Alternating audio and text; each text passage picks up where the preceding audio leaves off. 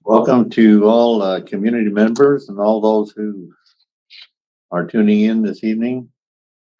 So as to comply with the governor's social distancing orders and consistent with the guidelines from the state attorney general, this event will only be available to the public via live stream on the Central Consolidated School District YouTube channel. Meeting will come to order. Mr. Montoya. Here. Comply with the governor's social distancing. Ms. Asmus. Here. Ms. George. Here. Ms. Haskey. Miss Haskey's outside. I need someone to open the door for her. Okay. Thank you.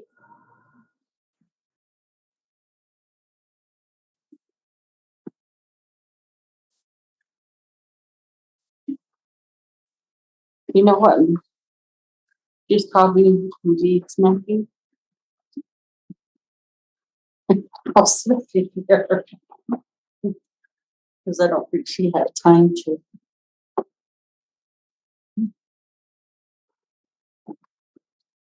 get some.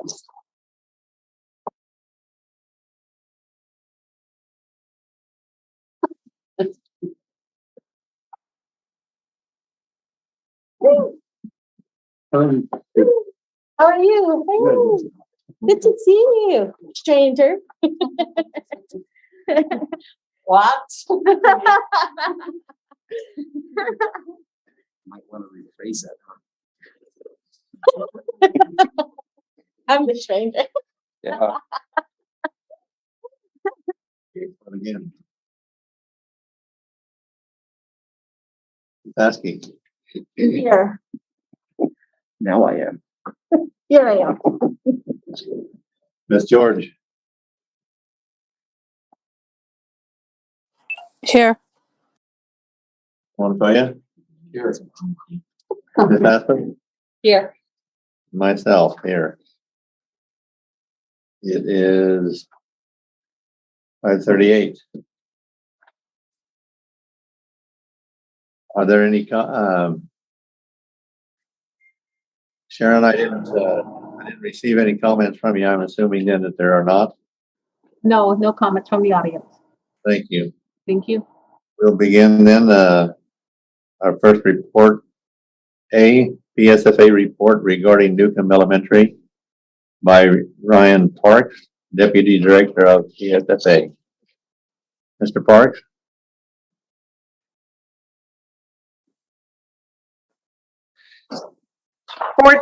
Board President, Yes, ma'am.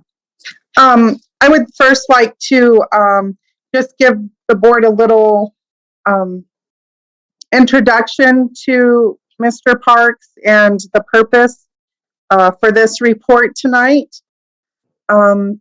As you know, the report is on the Newcomb Elementary School, and currently we are in a pause state, and we have asked the Deputy Director of PSFA to come to the board tonight and explain a few things on the project and why this project is currently on a pause status. So with that, Mr. Parks, I will let you explain to the board where we're at currently. Thank you. Mr. Board President and members, thank you, Candace. As Ms. Thompson mentioned, my name is Ryan Parks. I'm the Deputy Director at PSFA. And thank you for allowing me to come talk with you folks about the Newcomb Elementary project. As you might know,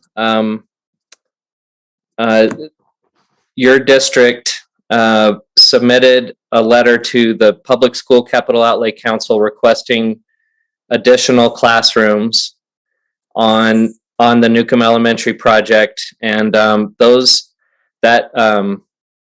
motion was not approved by the council, and I can explain the reasoning behind that, but ultimately that is the reason that this project that PSFA and the co-owners have decided to put a small pause on this project and ask the architect to stop working on it until we can resolve the space concerns between the district and the community and everybody. So with that being said, as I mentioned, the request was denied by the council, and it is based on precedent from other projects, and it has to do with right sizing every facility that we participate in, making sure that we're not overbuilding, and honestly, the reason behind this denial came down to there's no FTEs for those classrooms, and historically the council has not supported additional classrooms without supporting documentation for FTEs. So we currently have 2 extra classrooms that are not grade specific in the design, I believe, Candace. And those are moving forward. And I understand some of the concerns with regards to these classrooms. And I can speak to that as well if Mr. Board President and members, you'd like me to go into any more detail. But before I move forward, I'd honestly like to open up for questions from the board. Well, excuse my ignorance, I'm going to display it. FTE is not an acronym I'm familiar with, so can you? Mr. Board President, my apologies, full-time employee or full-time educator. Yes, sir. Thank you. There's too many acronyms in this business. Yes, there are. IKR.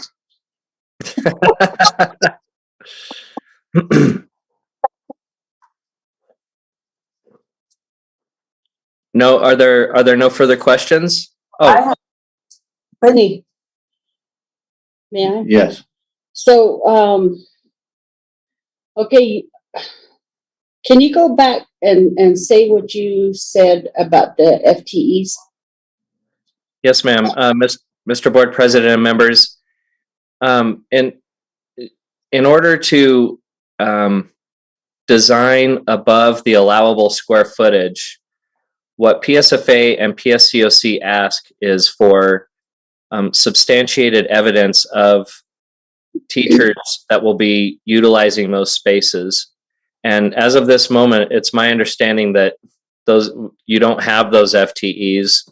The district doesn't, or the school doesn't rather. And so unfortunately, that's kind of the crux of the issue. Okay. Go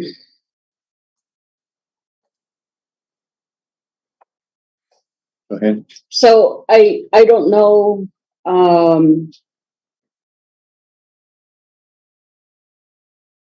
I guess I'll just keep names to myself. And however, last week we had 2 legislative committees here at Bond Wilson, and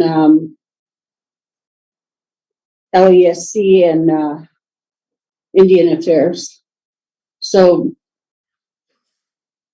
I did ask this question to one, and explained how the approval was for the basically the standard elementary school, and according to the student count, and then the community came back and requested 6 more classrooms. And so this is the information I gave the legislature, and they, when I said that it came back and we were denied, this is what they said is BS. Baloney, if you want to. Bone sandwich. And, and I was surprised by that reaction and that response. And so, and now, because of that, now this community has to wait longer for, you know, to start construction. And when all along and apparently it's been expressed, and it's not I don't think that it was a last minute thing. I think it's been expressed at Chapter House, which is like their community Yes, ma'am. place, and but it's only through us that, meaning the administrators, that only put forth the normal elementary, and it was only until the community really spoke up, and they want the 6 extra classrooms. So that's my input into this, and I'm very surprised by the response of the legislature. So that makes me want our superintendent to try even harder, and that especially when you throw in Yazzie Martinez, a very important lawsuit, and basically when you read through that, you don't have to read 600 pages to see that basically what Judge Singleton was saying is that we cannot use lack of funds as an excuse. And so with that, I think we need to have our superintendent see if he can pursue it more. Thank you. Ms. Heskey. Go ahead, Mr. Parks.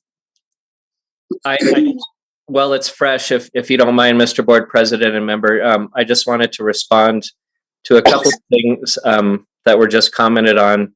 So LESC, Dr. Gwen Warnament is on the council. She was one of the voting members of this. So was the Legislative Finance Committee. That's Mr. David Abbey.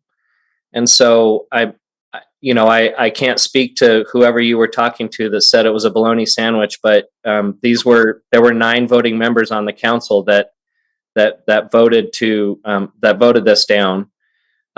We are not denying this due to a lack of funds. It has to do with substantiated evidence of full-time educator for those classrooms. And one thing that I've heard a lot throughout the state is if you build it, they will come.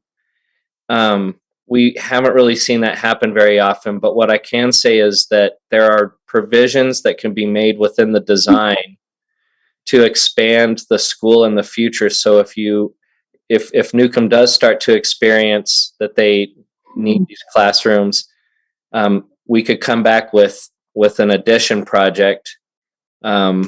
Just as an idea. I'm not telling the district what they need to do, and it is well within the superintendent's rights to contact council members directly and have some offline conversations. That's well within your right as a district. Yes, ma'am. And with that, I'll stand for more questions, please, or comments. Oh, Ms. I'd like Husky. to make a comment in regards to that. I think it's putting the cart before the horse, because this is the extra classrooms for an immersion program. And to say that we have to have full-time employees right now before the program even starts is kind of a waste of district funds. To employ somebody ahead of time before the classrooms are even built is kind of ridiculous. And for that to be the excuse. I mean, we're in a community where these buildings, I went to school in those buildings.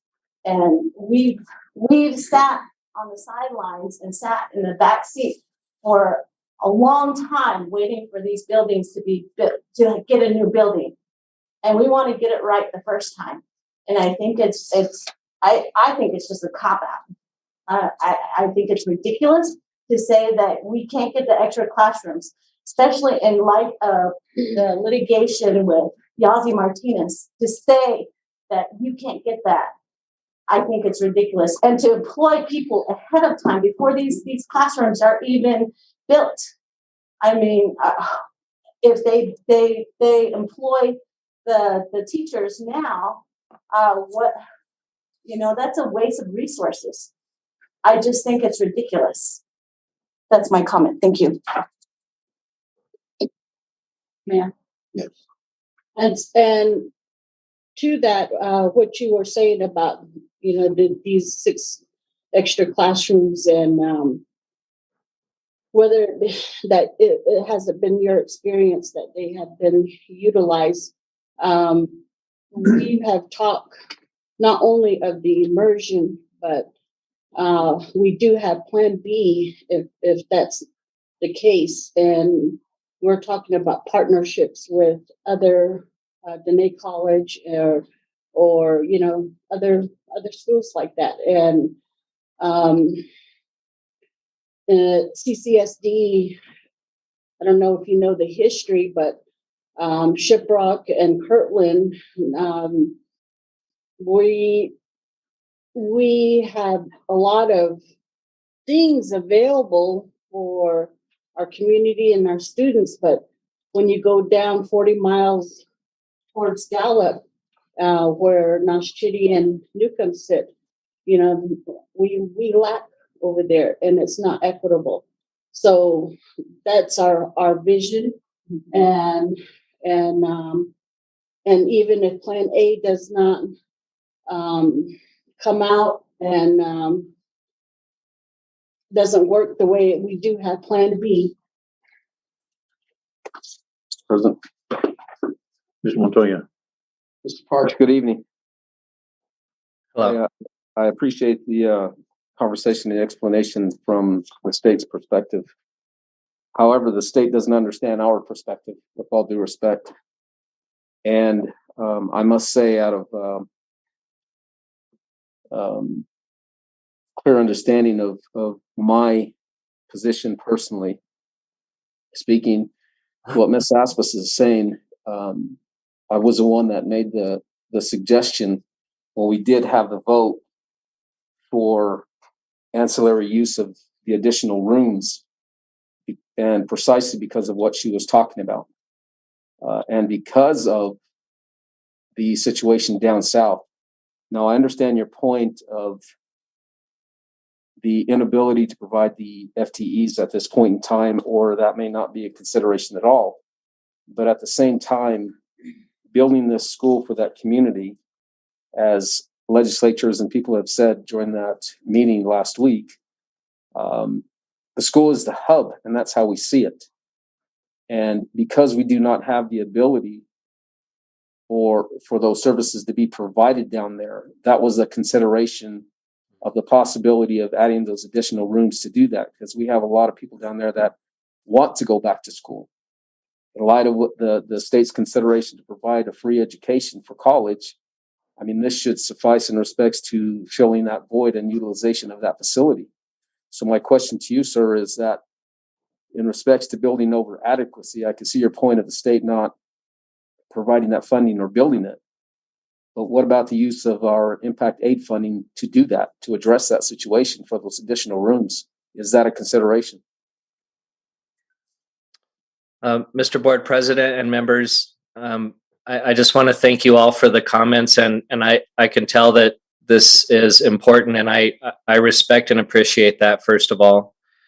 I understand the concerns.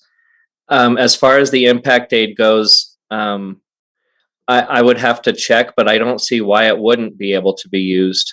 But that is something that we could look into and work with Ms. Thompson and the superintendent on. I wanted to circle back just a little bit, just to say that this isn't a one-time thing. We've had requests like this before, and we are certainly not telling the district what they can and cannot build. It's just what we can participate to based on precedent and statute, and that's what I have to follow, and I have to follow the pleasure of my council. And as I said, there's this conversation it's not over. We took this to the council. If this district feels that it would benefit them to have conversations with council members, by all means, that's entirely possible for you all. I'm just trying to let you know that where we get stuck is we need to follow the policy and statute that's in place.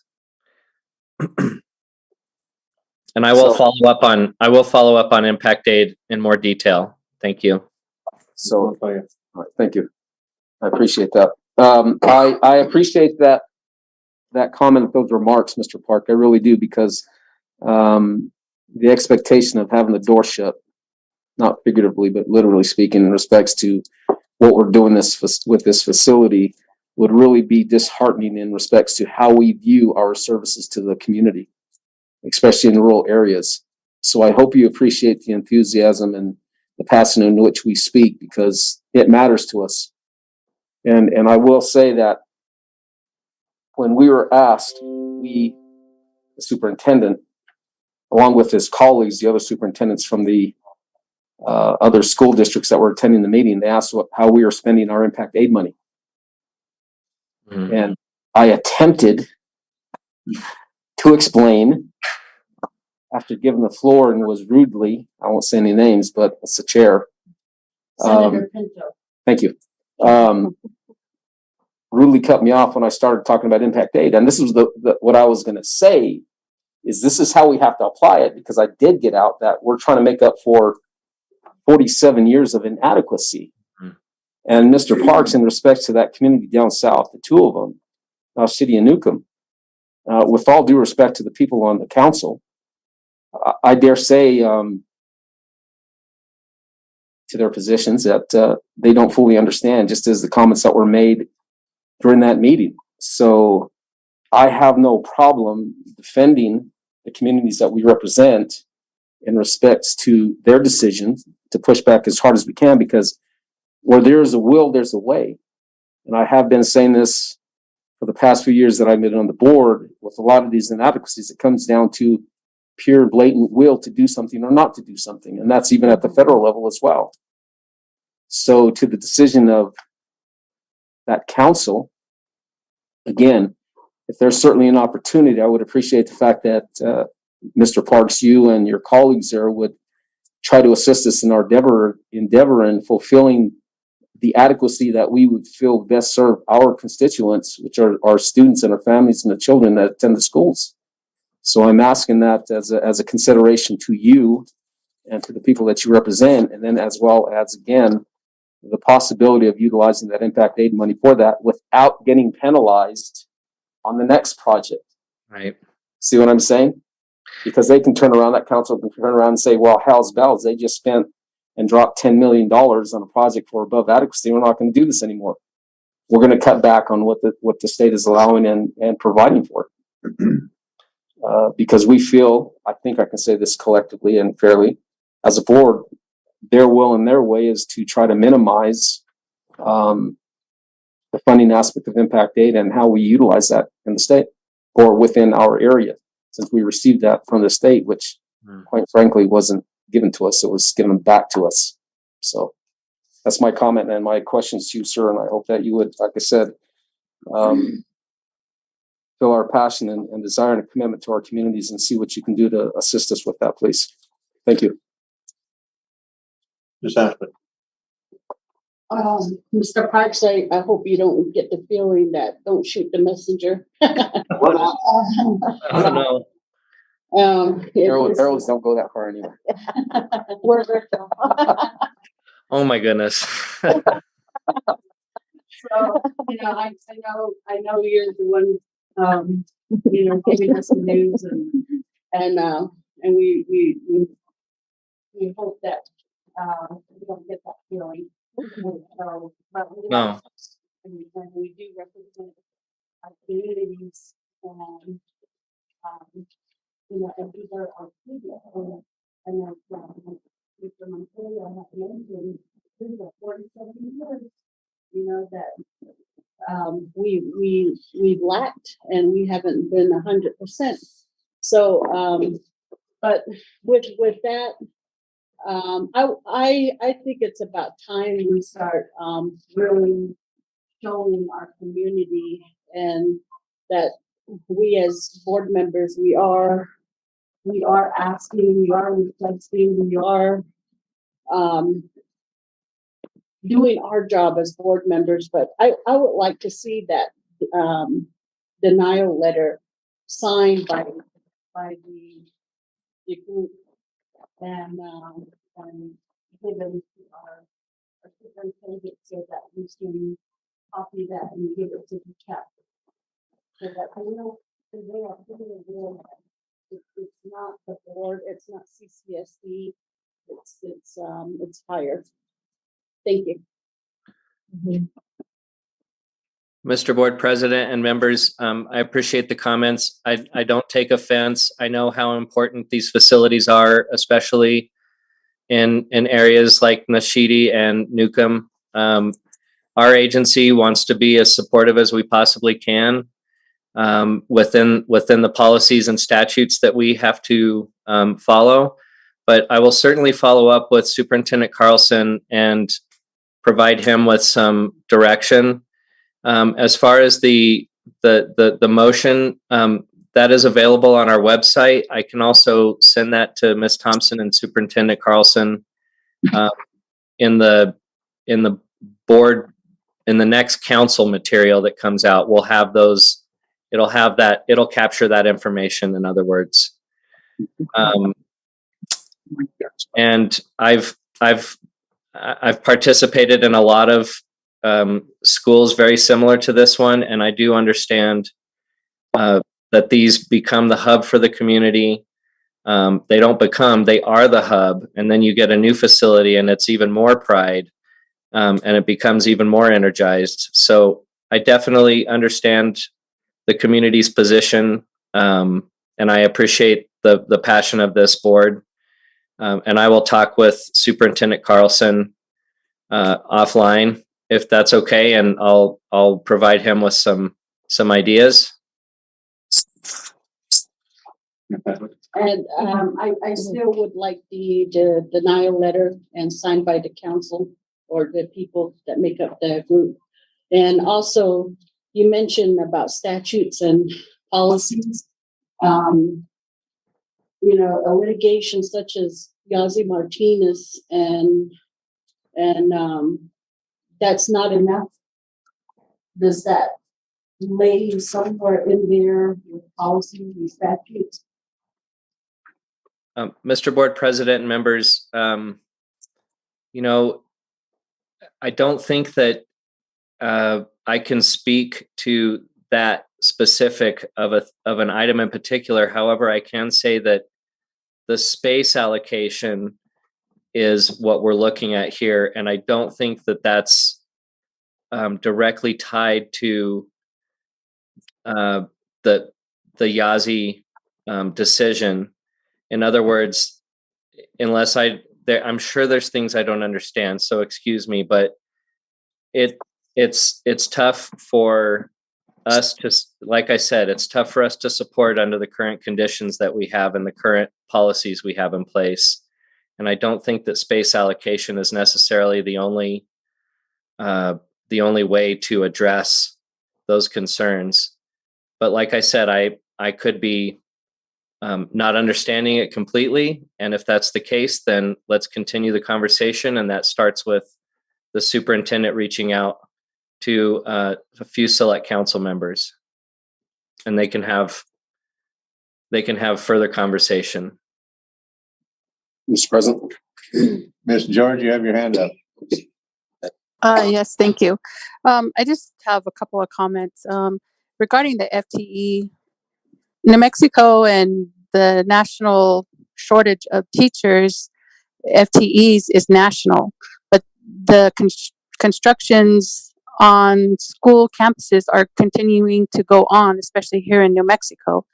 And for the rural area, using the FTE as a to stop construction, and you're saying that the council is not saying that CCSD cannot, they can go forward, or they can, we can not go forward with the extra additional classrooms, but PSFA, the construction company, is saying we're going to halt and stop construction, delay it until this is resolved. So in actuality, the PSFA is stopping CCSD from going forward, basically saying that we have to decide on less rooms in order for the project to go forward. So that is not right. And for the council, I don't understand why it went up to the council for this project to continue. It just seems like it's just been halted from the beginning because certain individuals, I guess, just don't want to have that section of Newcomb have additional classrooms because they don't feel it's beneficial. And then later on to design a plan for construction at an additional time if we get future FTEs or future enrollment of students in that immersion program, that's another cost. And right now, inflation and all this stuff going on, that's an additional cost. So it just doesn't seem business wise accountability to build later, and instead of just building now and using FTE shortage as a halt in construction. I agree with my other my other fellow board members, all their statements. I just think it just doesn't seem right from the beginning. It just seems like somebody stepped up to a higher power to stop this construction, to make it go back to the original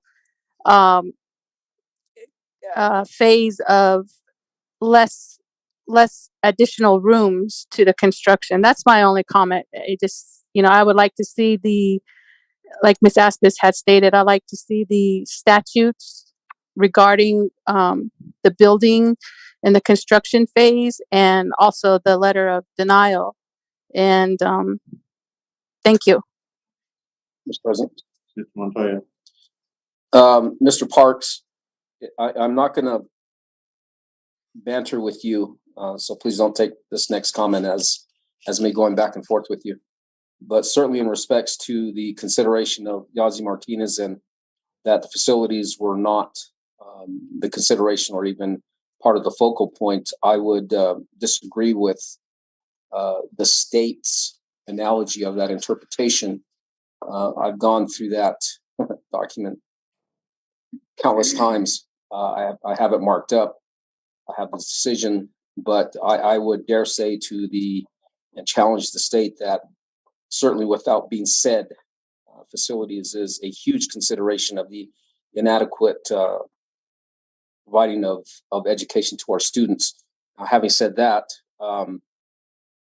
the precedents that you spoke of is that written, recorded anywhere within the statutes that it's applied as to the regulations or to the standards of the FTEs? And if it is so, could we also get a copy of that as well for review? Mr. Board President and members, I'll try to unpack the comments and the question just now. All of this is in the statewide adequacy standards, which is available on our website, along with the adequacy planning guide, which is the best practices used to design school facilities in New Mexico. The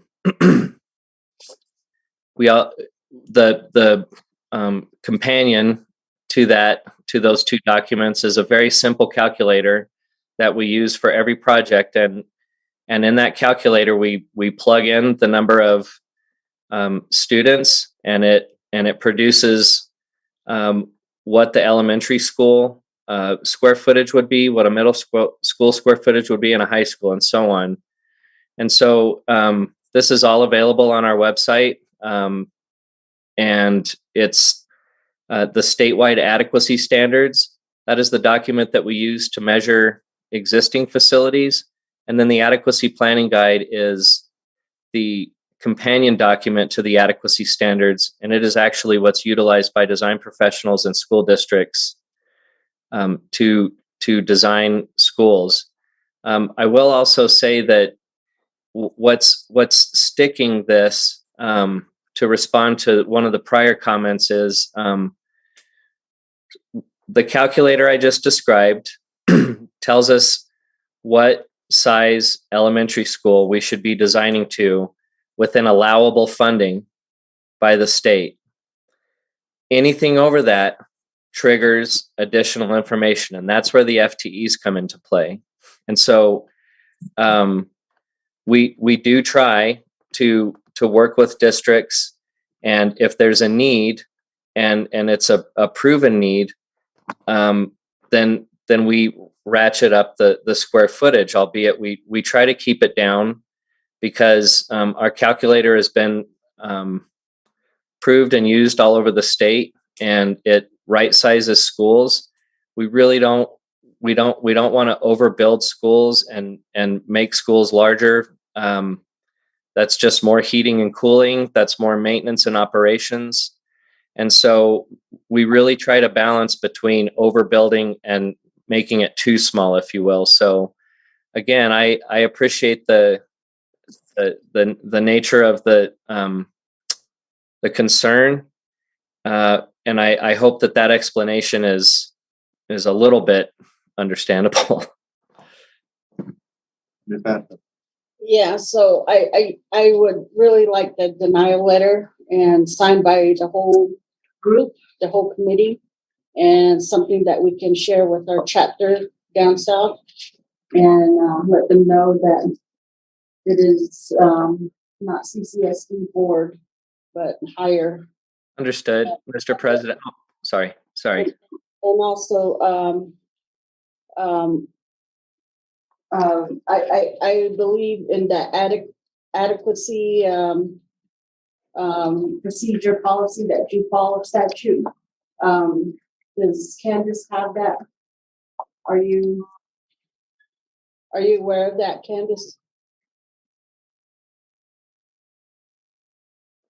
Board President, Member Aspis, yes, that is available to us on their website. Okay, can you see that the board gets that article or that he's talking about? It'd be an article. So that we can read that and look at that language. Yes, ma'am. And then also, you're talking about precedents. It's not, when did Yazi Martinez come out? 18. 2018. So there hasn't been, I don't think, or has it been used in your building from other districts? I guess you would know. Mr. Board President, member, I do not know if it's been. I'm not sure what the question is. If the Yazzie Martinez has been used against our adequacy standards. Mhm. That's the one. So I hope and would expect that, since the attitude here is in respects to the, dare I say, collective board, it would be nice that we actually set a precedence to go above that in respects to this decision that was made. Because like I had stated, just because it didn't state it specifically in the decision itself, that doesn't mean that's not being addressed, because adequacy covers a lot of things in respects to what is provided to our students, especially here in rural Indian land. So, in my humble opinion, I certainly would like to take a shot at setting precedents for Indian land school development and to serve the needs of our students. So, because of that inadequacy, thank you.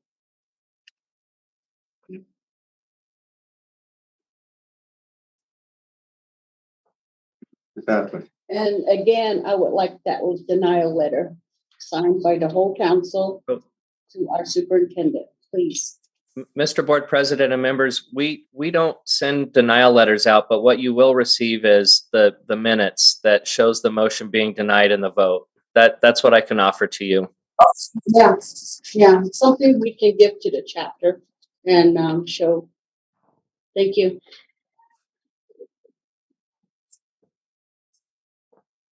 Mr. President, may I? Yes, go ahead, Ms. George. I have a comment.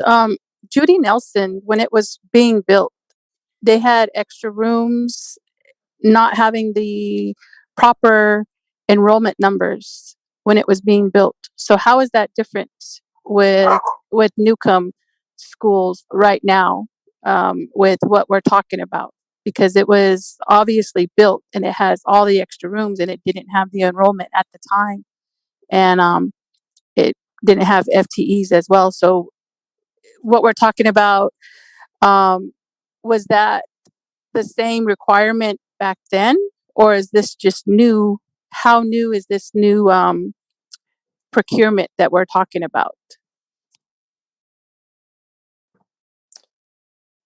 Mr. Board President and members, I can't speak to Judy Nelson in particular, but what I can tell you is that a lot of the other schools that have been mentioned today, especially down in Gallup, those additional spaces were funded 100% by the school district. And so that's what we call above allowable funding. That is, I mean, there's two scenarios at Judy Nelson, and maybe Ms. Thompson can speak to that a little bit more. I'm not sure, but this is not a new policy. In fact, we've strived to become more lenient as we move forward, and really working with the districts. And so this isn't a new item. And so the two options were, it was designed to a capacity, and then that real capacity fell, or it was designed larger above allowable funding, and that was that funding came 100% from the district. And we have several districts that do that. They don't want to design to the state's square footage. They have other needs, much like you're discussing here, including other things like athletics that we just cannot support by statute. So that's what I can speak to on that matter. So, does your department, do they keep a archive? Do they archive that information that perhaps we can look and see what has been? I'm sorry. It seems like somebody covered a microphone. I can't hear you. I was asking, is that information archived to where, or made public where we could look and see how or what needs were presented, and therefore you went against what you first for other districts, what you first planned to build, and then been allowed for those needs? Is there a place that the district could look or Well, public information? Mr. Board President, members, it depends on what year Judy Nelson was completed. We have an online construction information management system that we use, but it's only been in effect, gosh, I want to say maybe a decade. So I mean, there is some of that historical data. There certainly is the MOUs on record, and that the district should have those MOUs on record as well. Well, not just for our district, but for the ones that your organization or your department has allowed to build additional classrooms or whatever. I want to see what those needs were. So I was wondering, what is there a place that we can go to look and see what did pass?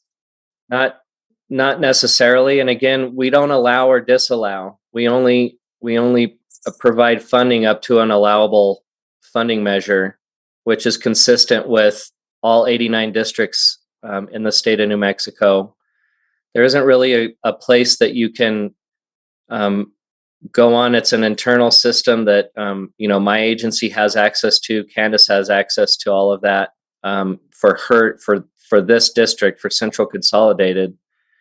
But we've again, if a district says, gosh, we have this really good whatever type of program that doesn't fit within our normal, we have worked hard to work with that district and try to find a way to allow a little bit more square footage for that program in particular. But I will say that they have existing FTEs, and I know that you don't have the FTEs in place right now. I'm certainly not asking you to hire 6 additional teachers to prove that you need it. I'm just telling you that what we have been able to, and I say we, I mean the council has been able to approve in the past for additional funding. Well, that's what I mean. What you said that you have approved in the past, is that archive, is that public knowledge where we could look and see what their needs, what did pass. Mr. Board President and members, yes, you can go onto our website and look at all of the past council material. It's archived. I don't know how far back we go on our website, but it's all archived on there.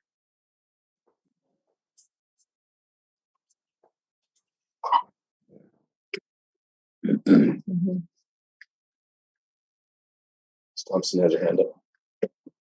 Ms. George, you have your hand up. Oh, I forgot to take it down. Sorry. Thompson does. Mr. Board President and members, just real quick, I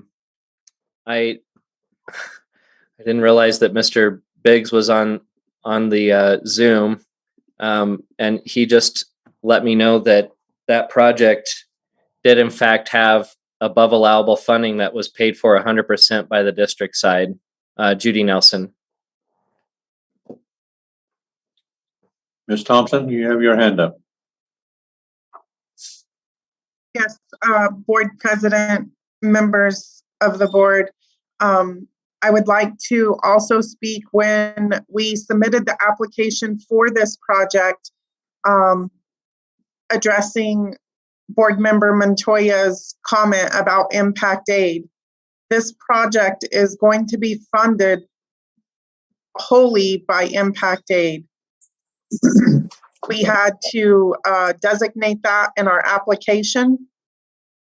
So that will hopefully answer your question, Board Member Montoya, about the use of impact aid.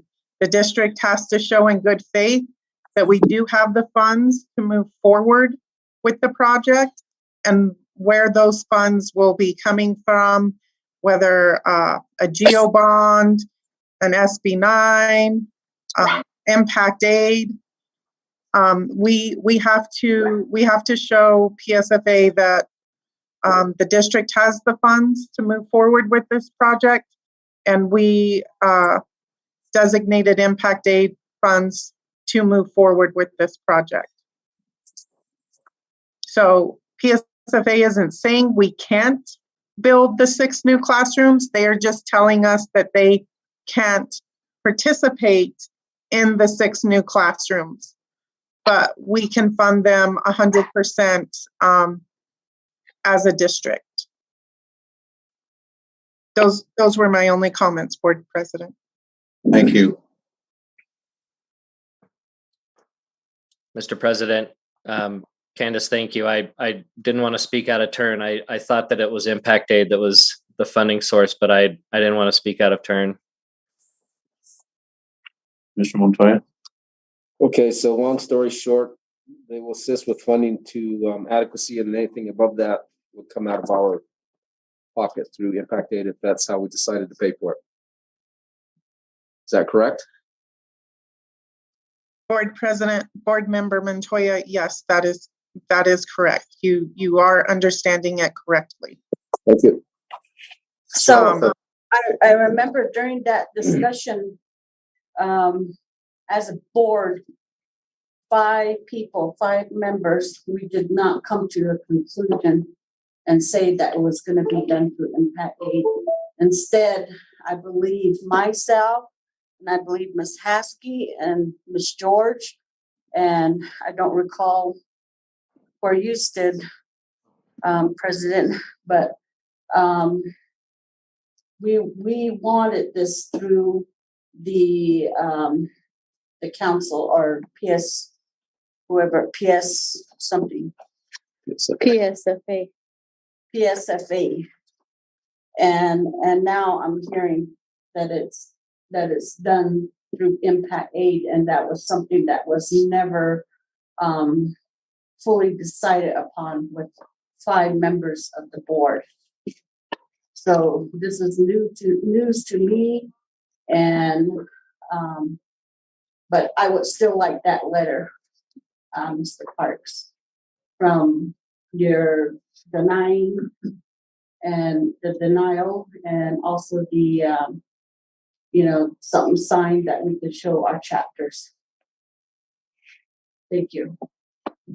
Board President, if I may speak to Member Aspas's comment, the project as a whole, members, we had to show the funding, how we were going to pay for the project as a whole. Even just to adequacy, we had to tell them what funding dollars we were going to use to pay for the project, just to get it started and moving forward. There was no decision made on the above adequacy, but in our original application to PSFA, we had to earmark what dollars were going to fund the project. Does that make it clear, Board President, members? Not so much to me, because why halt it if everything was, now that we hear that impact aid was used or is being said to be used with the 6 classrooms. And so I don't know. Board President, Member Aspas, the impact aid has not been earmarked for the 6 additional classrooms. We will have to find the dollars somewhere to come up with the 6 original classrooms. Our original portion of funding this project is coming from impact aid dollars. And Ryan, I don't have those numbers right at my fingertips, and I don't know if you do, what our match is just to adequacy? Can you Yes. please share that with the board? Yes, Mr. President, Ms. Thompson, I was just looking that up. I looked up this is the 2019-2020 standards-based awards that were awarded on October 18th, 2019. Central received the award for Newcomb. And just to be clear, what Ms. Thompson is speaking to is that when you build a project with the council, with a council award, there's always a local match and a state match. And in this case, the state match is 60% and the local match is 40%. And I don't have the breakdown, but those are the percentages between state and local. So the council is, the state is participating in this project to 60% of the total project cost within the allowable funding mechanism.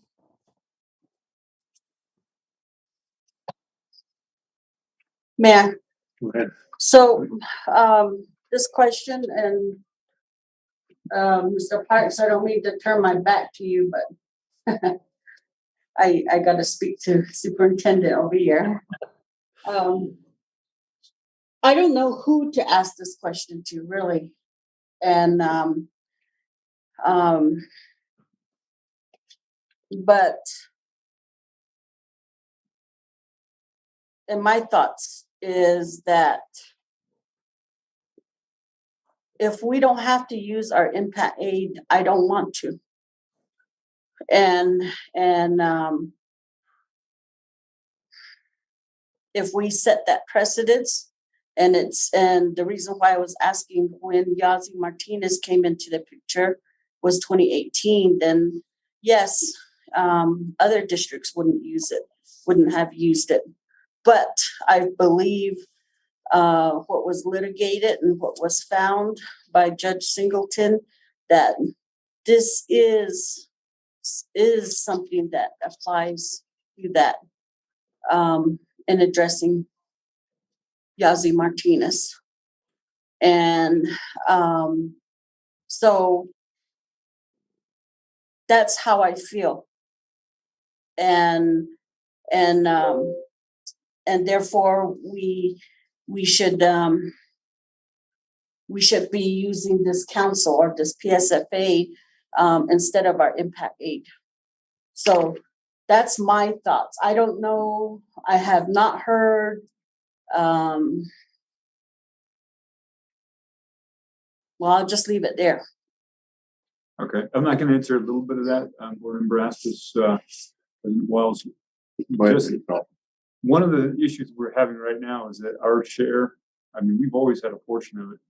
And so for this particular building now, our share has gone up to near 50, I believe just under 50%, when it was 40%, I think 39% when they did Judy Nelson. So the dollar amount has risen considerably. In order to pay for construction, I believe if it were at adequacy, we probably wouldn't need to use a whole lot of impact aid. But since the request is for a couple, before the 6 classrooms, there's already a gym and a couple other classrooms, and the district, I mean, those are pretty expensive, especially because it's more expensive to build in Newcomb. So we definitely would need to use some other funding, and impact aid right now is about all the extra that we've had. Well, I think, may I? And I think that that's the easy way out.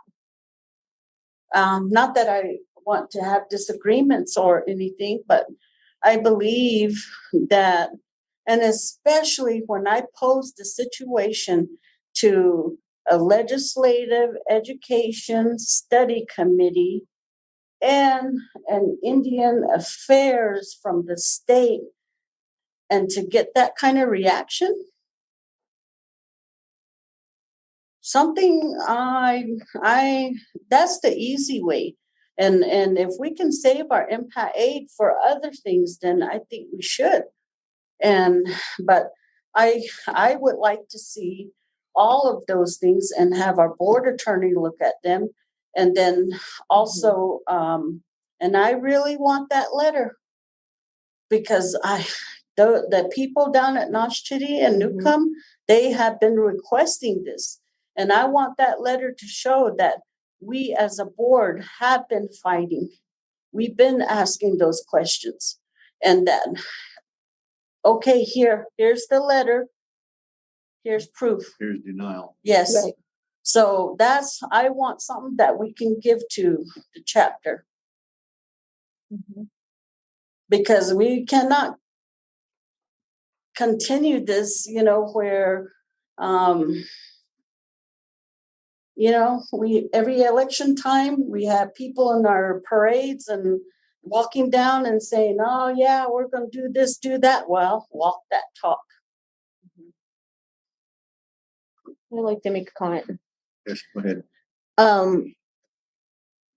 I agree that this is unacceptable. And I'm very passionate about this situation because I went to school in those buildings, and unfortunately, those buildings are still housing students today. And I think about our impact aid dollars that went across the state, all across the state, to fund fields, football fields, and all these different things. When we really did we needed these. And language and culture is very important to our people, to the community. And this whole situation is really upsetting for me because it's kind of, it's very, what would you say? It's not consistent with what is presented to say in the policies, to say language and culture is important, but yet the state is in the middle of the litigation with Yazzie and Martinez, and then also denying these classrooms. I mean, at your words that construction had to be halted because of it. It's really inconsistent with what is being said. I mean, we're being dictated to and continuously having to adjust to the new standards and all these things. And I think there's a lot of inconsistency with decision making over in that area with all the committees. I don't feel that they, or I don't know who it is, that we're a priority. We're a minority and we're not a priority. And our impact aid money help fund a whole bunch of facilities and a whole bunch of things that were needless, that wasn't necessary for school districts across the state. And now we're requesting something that's very critical and crucial, and it's important to the community here. And I can't believe that we're having this discussion. I'm appalled. Thank you. Mr. President. Go ahead, Mr. Montoya. Mr. Parks, what she's talking about, I'm sure you're aware of, just so the public is listening, is that she's talking about the impact aid funding that would go into the SEG and be spread across the state. Since 1975, that total has been close to $2 billion with a B. And so her point of utilization of that impact aid funding going across the state is absolutely true.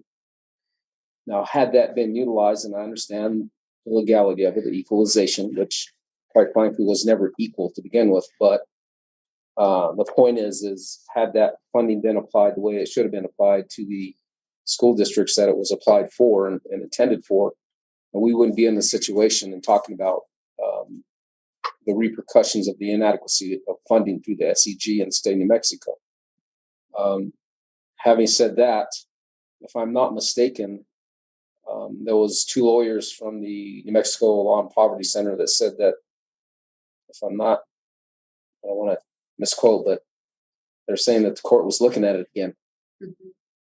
And the consideration of, so this certainly would be something to pose to them to apply under the guise of adequacy. So again, just for the listening audience and those on Facebook or Zoom, Thank you. there's a whole lot of money that was utilized from the school districts that received that impact funding that went across the state. So I just wanted to state that for the audience. Thank you.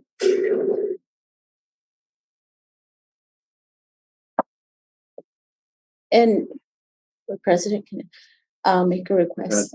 Can we get a copy of the application to see how it was written out, the application for this project, so we can look at it?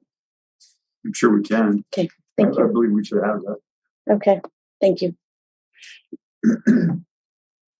That's it. I'm done. I'm done. Okay, Mr. Parks, Ms. Thompson, I believe the board has no more questions or comments, so thank you for your report.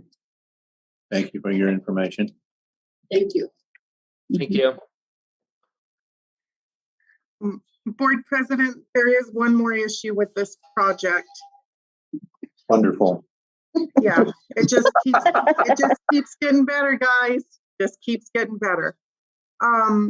So when we received our approval on our schematic design, the architect team and the engineers and myself, we traveled to Fort Defiance, as I have been in my position in the district. I have always got NTUA on board, as in the housing, as soon as possible in the design phase of our project, to make sure that we're doing things towards NTUA standards, and that they are able to support us in the development of our buildings and properties in the district. Upon sitting down with NTUA and their team, we were also notified that they do not have the power currently at this time to support this building or any new buildings in Newcomb. We have been in constant communication as of just this week. I believe it was Tuesday. I was in contact with their electrical engineer, and this is another reason why the state has pushed pause on this project, because we do not have the power to facilitate this building until we get a letter of commitment from NTUA stating that they can provide us the power that's available, that power will be available for this building. We could build the building, but the building's gonna sit empty because there's not enough power on the line. We have had updates in the last couple weeks. They shared with us that they are building a substation in the Newcomb area that would provide us plenty of power. It would be for us and for the new water line that's going down for 91. As of today, I still do not have the letter of commitment from NTUA telling me that this substation will be online the first quarter of 2024.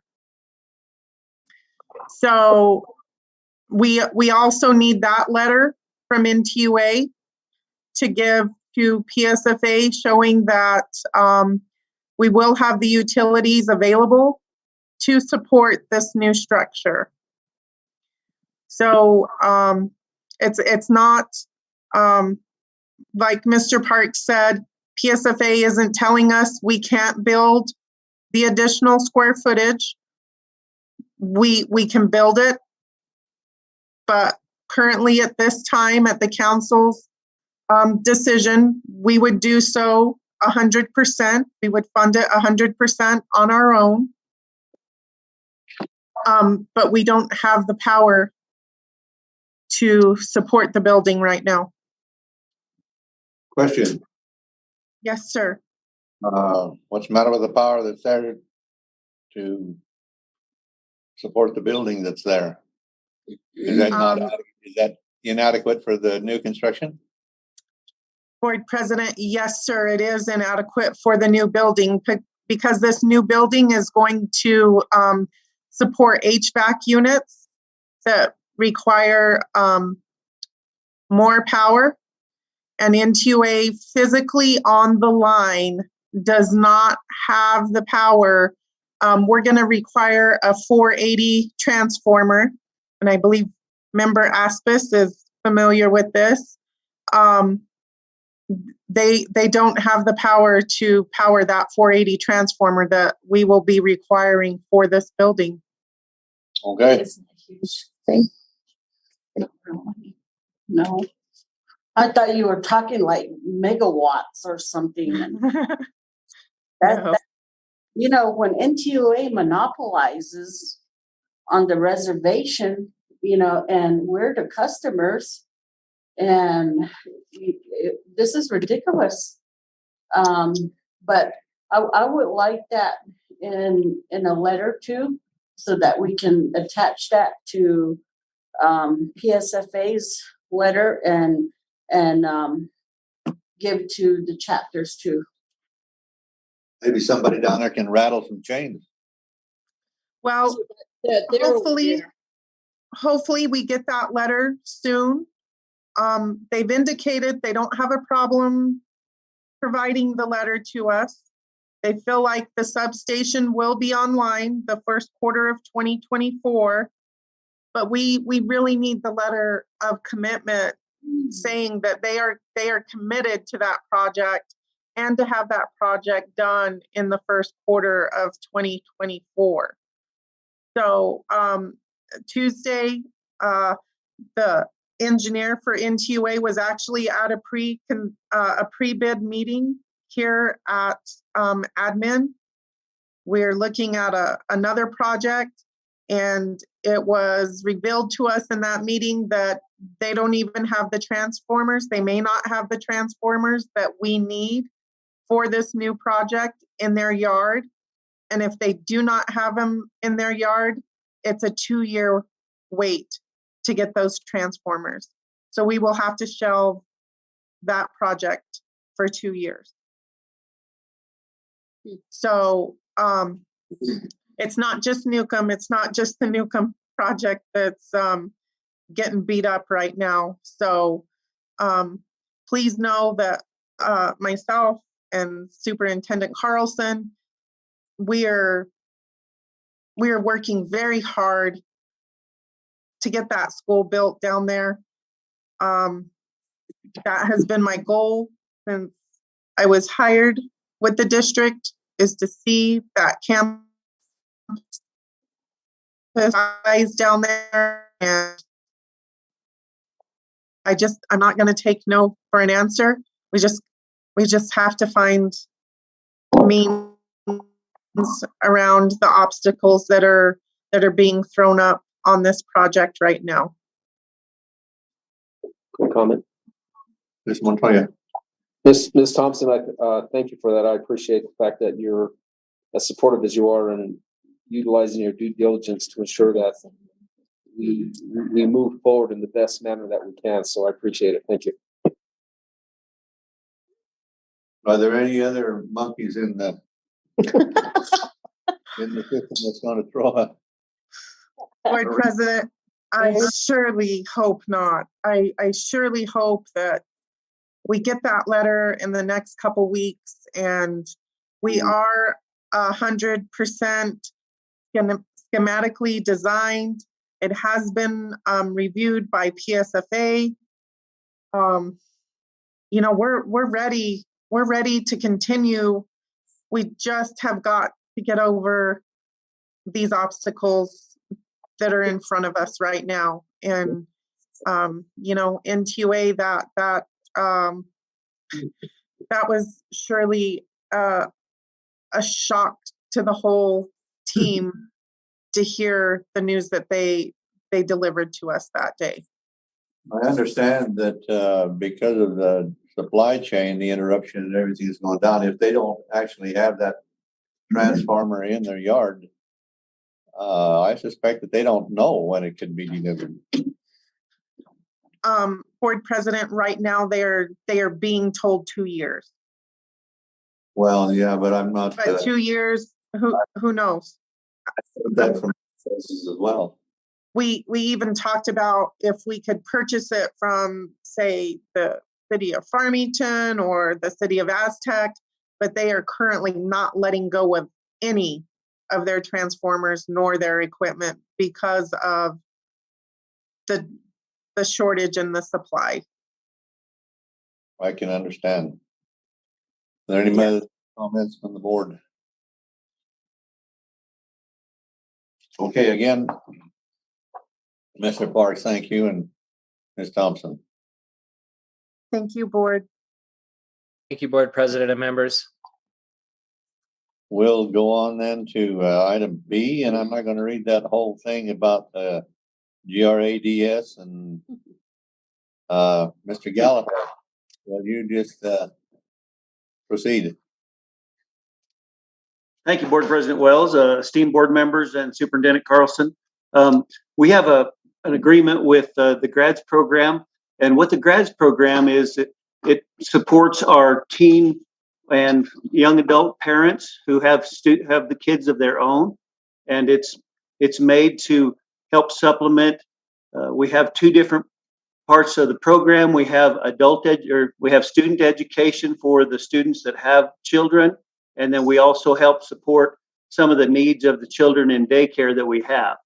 So that's what the GRADS program basically is. It was started in 1987, I believe.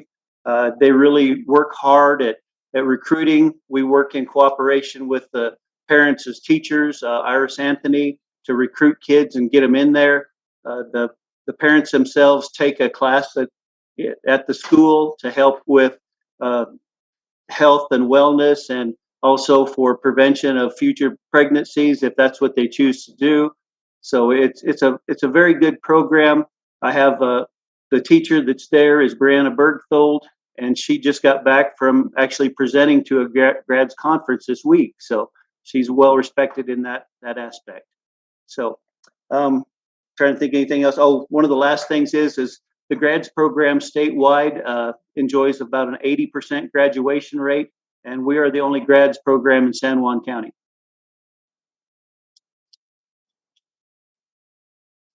It's encouraging to see that the district is trying to teach unfortunate teenage parents how to cope, how to be better parents, and how to provide and give them the opportunity to do that. I commend the program and all of you for your work and for your education and for your support of these who otherwise would fall between the cracks.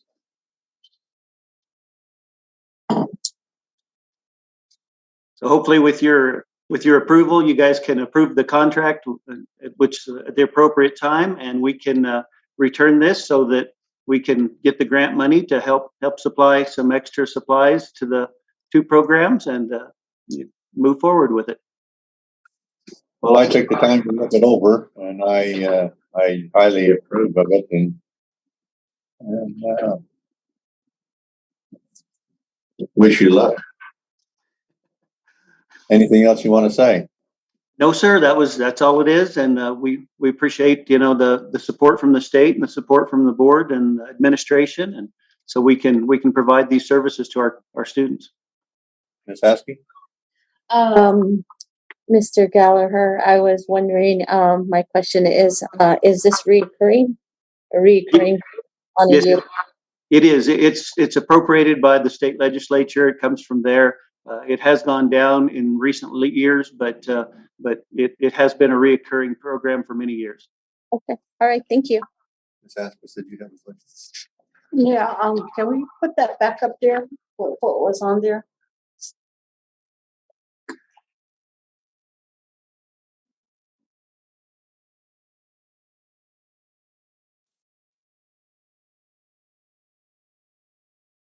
And you were saying that this is the first, or we're the only ones in the state using it? In the county. In the county? Yes, we're the only grads program in San Juan County. Okay. And with everything, I mean, there's a con, there's the pros and cons of it. What have you experienced as far as the con side of it? Negative aspect. Yeah. Really not any negative. I mean, anytime we can keep our kids in school and keep them from dropping out from a pregnancy or something like that. I mean, it's very beneficial for those kids to have a place to bring their little ones and still attend school. We had a young lady who just graduated this last year, and her daughter was in preschool, and she'd been in the program for over 3 years. So it helped her get through school. So I really don't see a lot of cons to it. It's the pros definitely outweigh any cons that we would have. I understand that any toddlers that are in the system in the program are taught as well. Is that correct? Yes, we have a 4-star daycare there at Career Prep, and it's not just a daycare. They do weekly monitoring of the students. They do teaching of the students. So it's very good. And I saw an HR report that you lacked a childcare person, and has that been filled? Yes, we were able to promote the one daycare worker that I had to the lead daycare worker, and we have since put through the authorization for 2 more workers so that we can increase the number of little ones that we can have there. One of them is coming on Monday, and I think the next one will come on the week after. Are these part-time or full? Full-time. All of them? Yes. Okay. We have to separate the rooms. We have 6 weeks to 23 months in one room, and then the 2 to 3s in a different room. Ms. George, you have your hand up. Oh, yes, thank you. This program is very beneficial. It's been, like Mr. Gallagher said, with the district for a couple of years now, and seen so many students, especially young mothers, graduate and with their child participating in this program. It's really a dynamic program for these students. And then the preventative side as well, Miss Iris Anthony and her crew, they do a really good job as reaching out and working with the students with preventative services. And so this program is very, very good, and I'm glad to hear that Mr. Gallagher was able to hire a daycare worker or director for the program. That daycare has been serving the staff and students through the pandemic, and also, just every day. And like I said, that program is very, very good. So I'm in support of signing the MOU for it to continue. That's a needed program for our students that go to career prep or, end up in a situation where they need additional support. But thank you, Mr. Gallagher. Thank you, Ms. George. Any other comments? Ms. Montoya. That program and the allocation of that funding is indicative of the needs within the community. I'm not saying it's just specific to Shiprock or CCSD, but certainly when we're able to do that, again, those are the challenges that our students face and the communities face, and that's why it's important for us to advocate as hard as we do and passionate as we do for providing those services, because again, it's one of those situations where the schools become the hub of the communities, and dare I say, have to come to that point where we need to provide those services for our communities. So appreciate the effort and the consideration, Mr. Gallagher. So thank you. Any other comments, observations? No. Thank you, Mr. Gallagher. Thank you. Thank you very much. You guys have a good evening. You too. We're going to be here a while. Good luck with that. Yeah,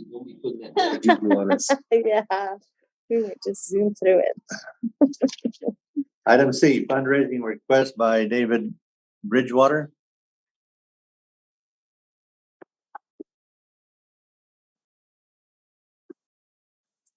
Yes, good. Yes, good evening, Superintendent Carlson, members of the board. I'm just here to seek approval for fundraiser tonight for double good popcorn. It'll happen from. Let's see, it will happen from. Sharon, can you scroll down? Okay.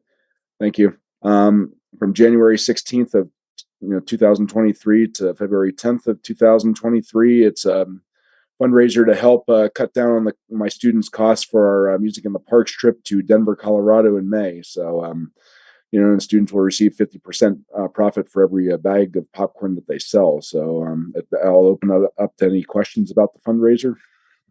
I see up here it says going to be within the Shiprock community. Does that mean that maybe because I live out of the community, I can't purchase it from you?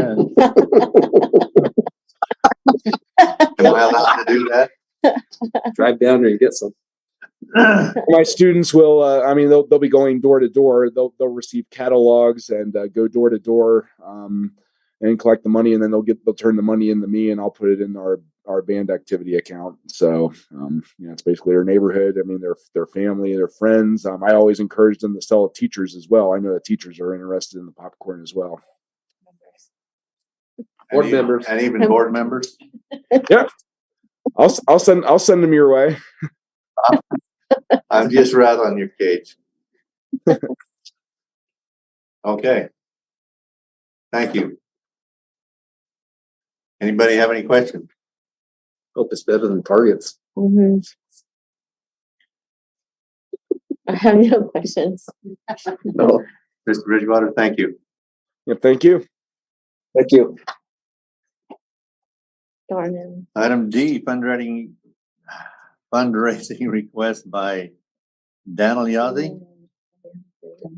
Now, Yahtzee. Who? Danelle. That's right. Yes. I'm Good sorry. evening, board members and Mr. Superintendent. I am asking for fundraising and approval for advertising for our sideline store. Fundraising, it's very similar to what Shiprock High School does for the Shiprock Chieftains. I want to make sure that our students have the ability to have more resources to build our athletic program at Sebadot Middle School. And so that also their parents can buy Chief or Warrior gear at TBA, and they'll be able to purchase these items online. The money does not come directly to us. A check will be cut to us from BSN once they do their processes. So it'll be very hands off, aside from just doing a regular check deposit. So this sideline store website, you go online and see what's available and make your purchase there. Is that what Yes. I'm understanding? Yes, and we'll be able to advertise online and on our Facebook as well.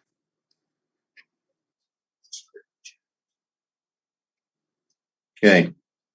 I probably buy more popcorn because it's hands-on and I don't have to go online. And it's really tough because I think we just started our Go Fans. I think that was something that just started in digital ticketing and being able to purchase your tickets online rather than having to wait and bring only cash to the gate. So it's really nice.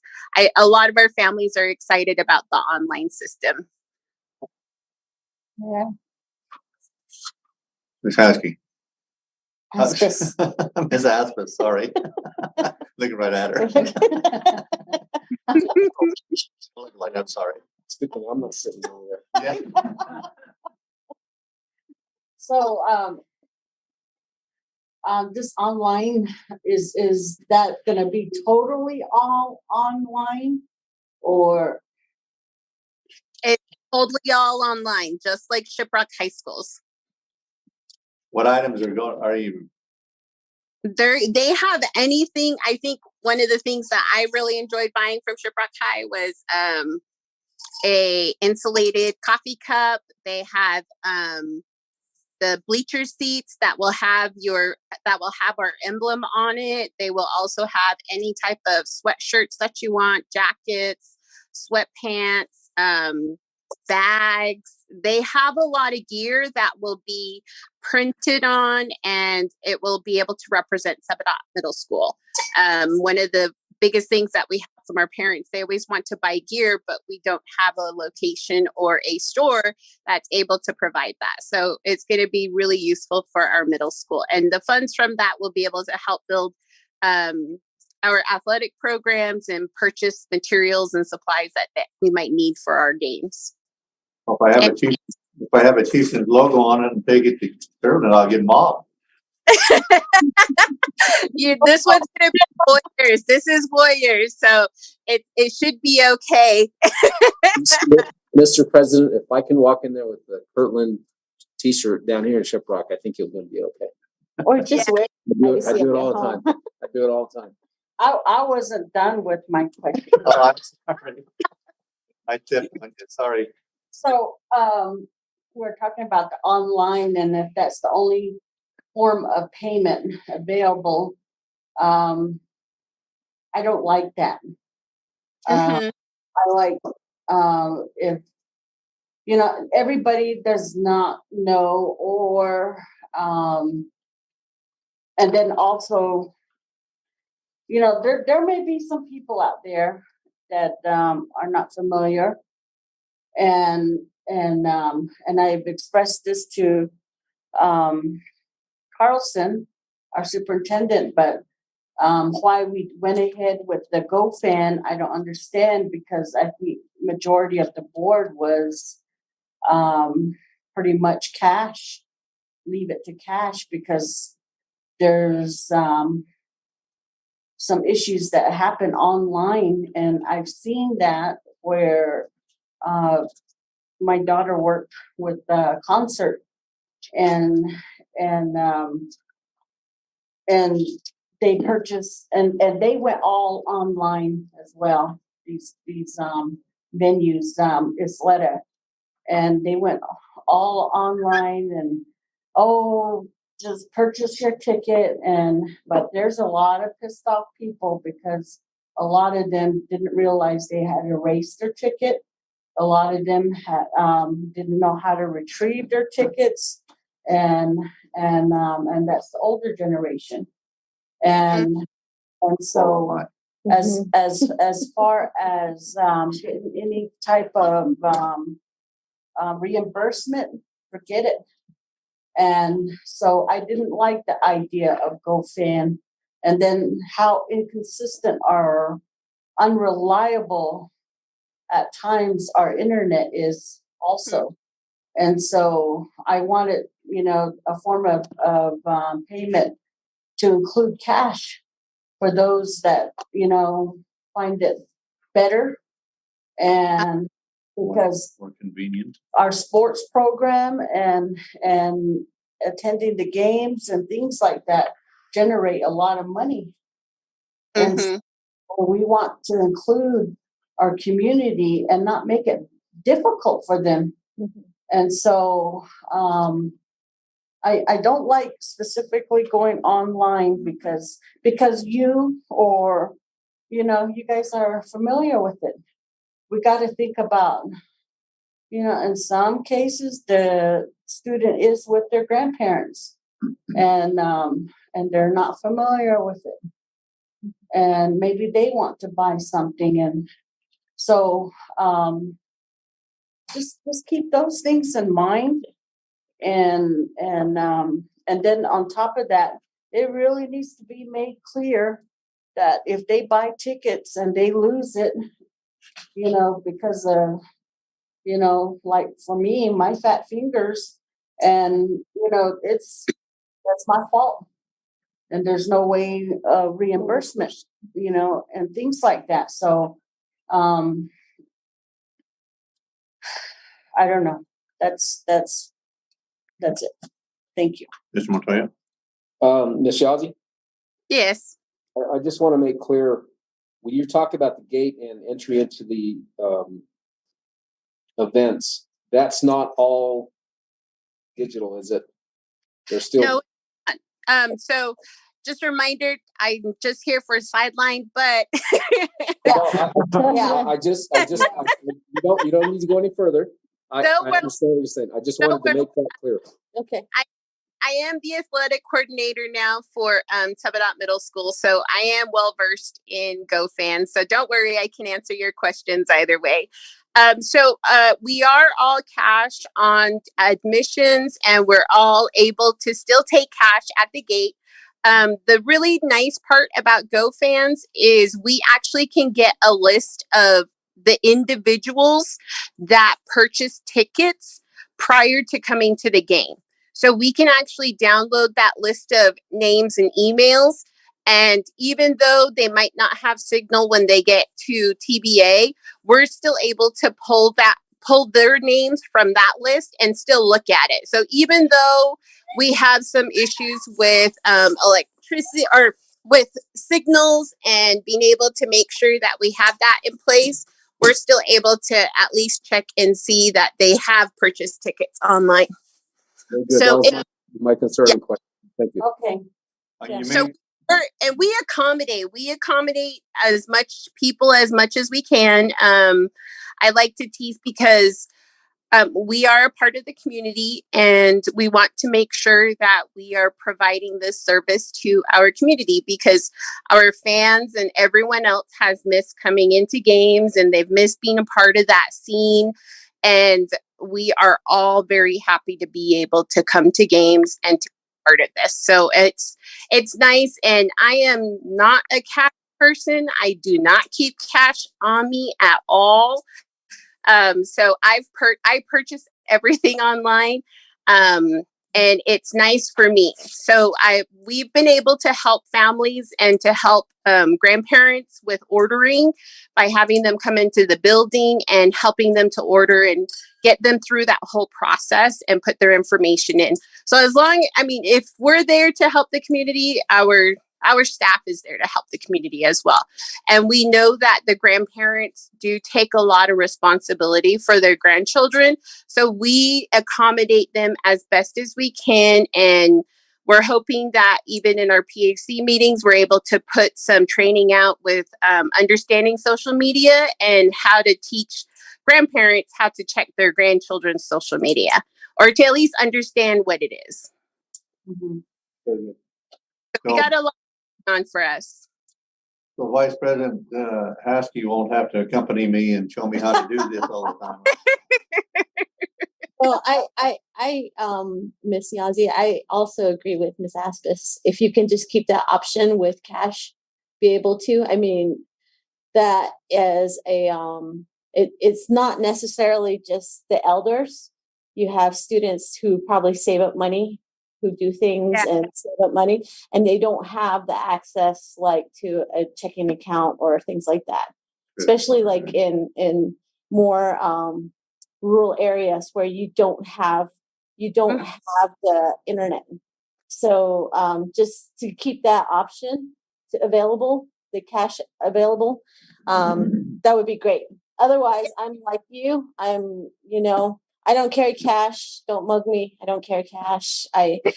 Everything is, through my phone, and I like online, but I have been to swap meets and to different markets, outdoor markets, and even at the best of places, Wi-Fi sometimes does go out, and it's a huge hindrance, especially when you have your items to purchase, and it is problematic. So thank you. No, we will definitely look into having a store on site. Hopefully, with the funds we generate, we're able to make some purchases and recycle that funds to bring in those items to the building so that at least they'll be available on campus. But that's something we will consider. So I take it that you've bought kneel down bread or steamed corn with your card? Buys that, sweet meat. I don't know if you guys know Joe Smith. He's our custodian at TBA. His family does sell kneel down bread, and I'm sure they probably do take Zelle.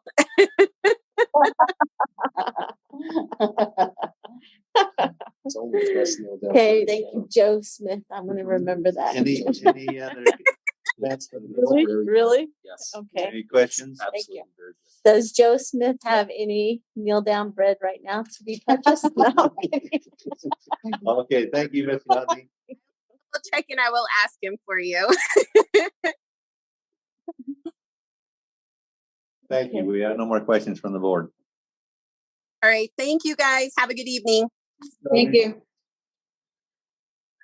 Item E, fundraising request by Isaiah Valdez, Central Consolidated Baseball Program. Oh, can you guys hear me? Yes. We can hear you. Awesome. Sorry, I'm doing security at our volleyball game. Step aside real quick. So we're doing we want to do a banner fundraiser. We did one last year. We go around to not only Kirtland companies, but we go to San Juan County and we ask them, if they would like to hang a banner up for our baseball program. New banners for new companies are $250. Renewal banners will just be $150. This will all go towards equipment.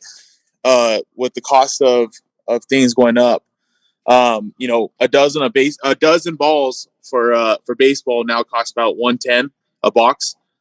Now that we've switched from wood bat to BB core bat, those bats are going to about $400, and not everyone can afford one. So we need a lot of equipment, and this is a great fundraiser not only to get the community involved, but allows the kids to go out and represent not only Kirtland but San Juan. Question. You got a question? Yes, it is. Mr. Valdez, Yes. what is the consideration for switching from wood bats to BB field bats? So that's actually a state rule that is now taking place. It's to save the cost for kids because wood bats break and everything, but to get a average bat for BB core, they're going from $300 to $400 just for one bat. But it's supposed to last forever seasons. So again, I was hoping to get one or two for the team for kids that don't have the funding to go buy new bats. Does each kid have to provide their own bat? No, not necessarily. Kids that do have their own bats, it's one of those deals that if a kid has his own bat and he doesn't want anyone else to use it, just because he just doesn't, kids that can't afford a bat, well, now they don't have a bat to use. And I feel like it's my responsibility as the head of the program to give everyone the best equipment that they can use to perform. So a follow-up question, Mr. Valdez. Yes. So is the state saying that they can't use wood bats? So not necessarily. You can still use wood bats. Obviously, there's just a disadvantage when it comes to a wood bat and even a BB core bat. BB core bat is metal. A wood bat obviously is wood. So we can still use wood bats.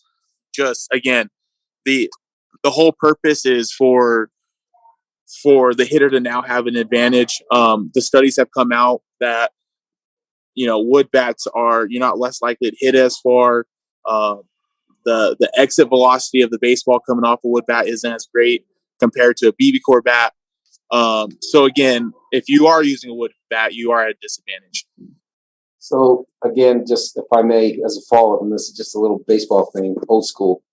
If you could drive that wood bat and drive that ball, then obviously you have the skill and ability to do that. I mean, because that's one of the natural inclinations of swinging that wooden baseball bat, even in respects to golf itself too, like a Persimmons golf club, which is wood that they used to have. I mean, if you could drive that wood bat, then you're doing a pretty good job. I'm sure you understand that as well. Absolutely. But again, like last year, I'll use that example. We made it to the state tournament. We're 16 seed. We go play number 1 academy. And you could just tell a difference between our players and their players, just size, speed, and everything. And so again, you're just at a disadvantage if we're using that wood bat. Okay. Because they do sound better. Wood bat always feels better. And sounds Or that's what sounds better too. Get any Major League Baseball field and listen to that crack of that bat. No cork. Oh hell no.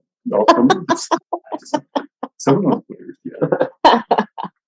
Thank you. I appreciate the Are there any questions? back and I forth. have no question. Thank you. Ms. Abbott? So how many banners are we looking at? I'm looking at trying to get as many as we can. Last year we had 26 banners.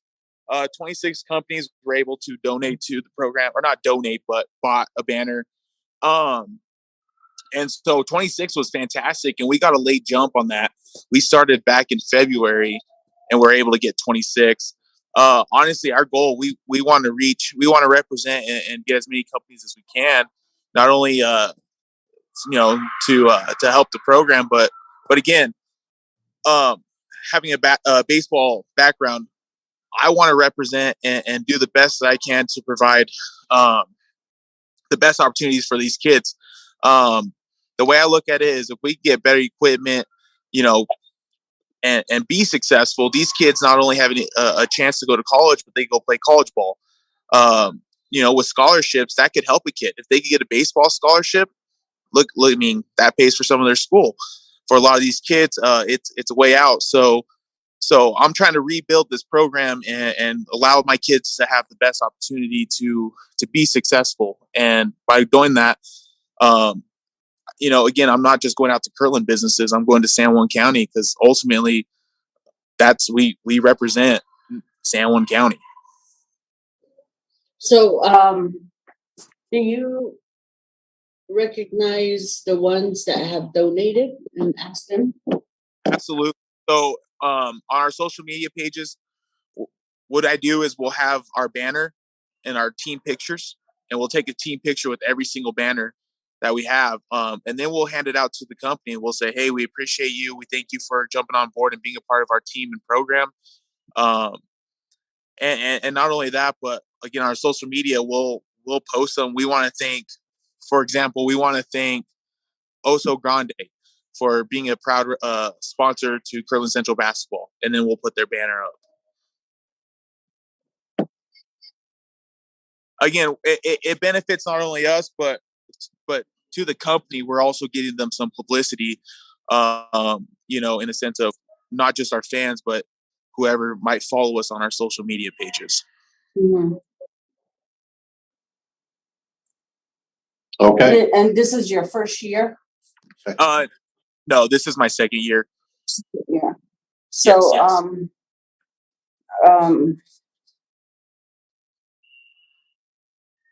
Have you reached out to?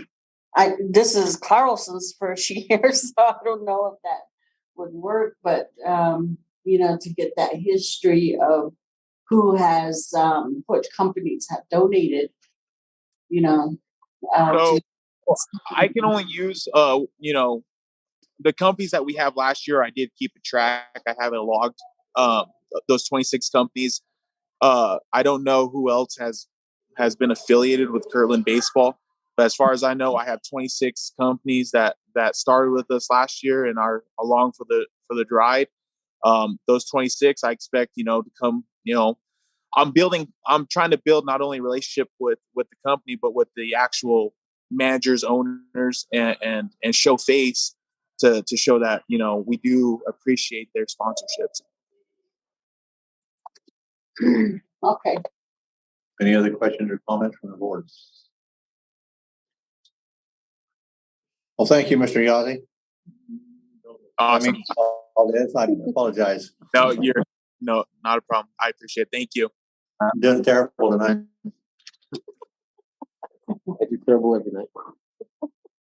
I talked to him last night. I know. I told him I was going to keep him over. Sounds like a keeper. Sounds good.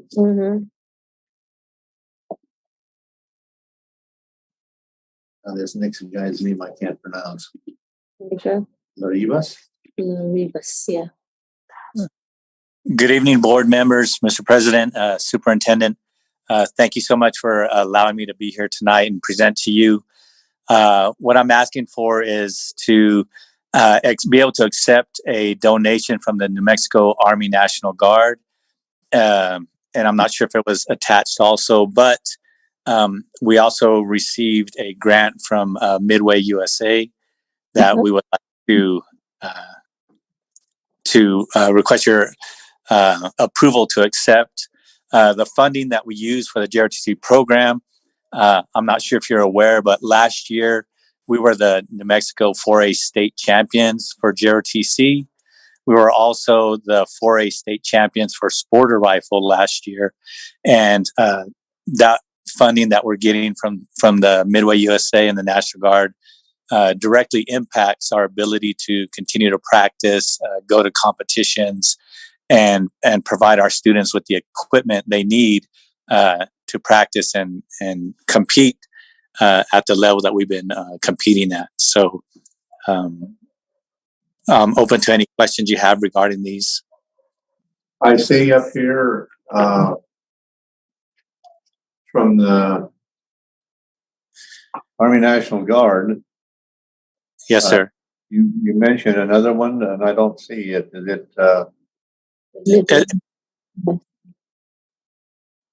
Was the Midway USA?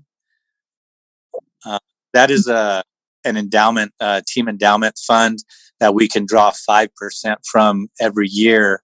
And this year, that amount would be $2,203. And because they support youth shooting programs, that funding must be utilized with our marksmanship team. And every December, we usually take our precision and one sporter team to Colorado Springs to shoot the Rocky Mountain Regionals the first weekend of December. And that's what we use that funding for. Okay. Any questions?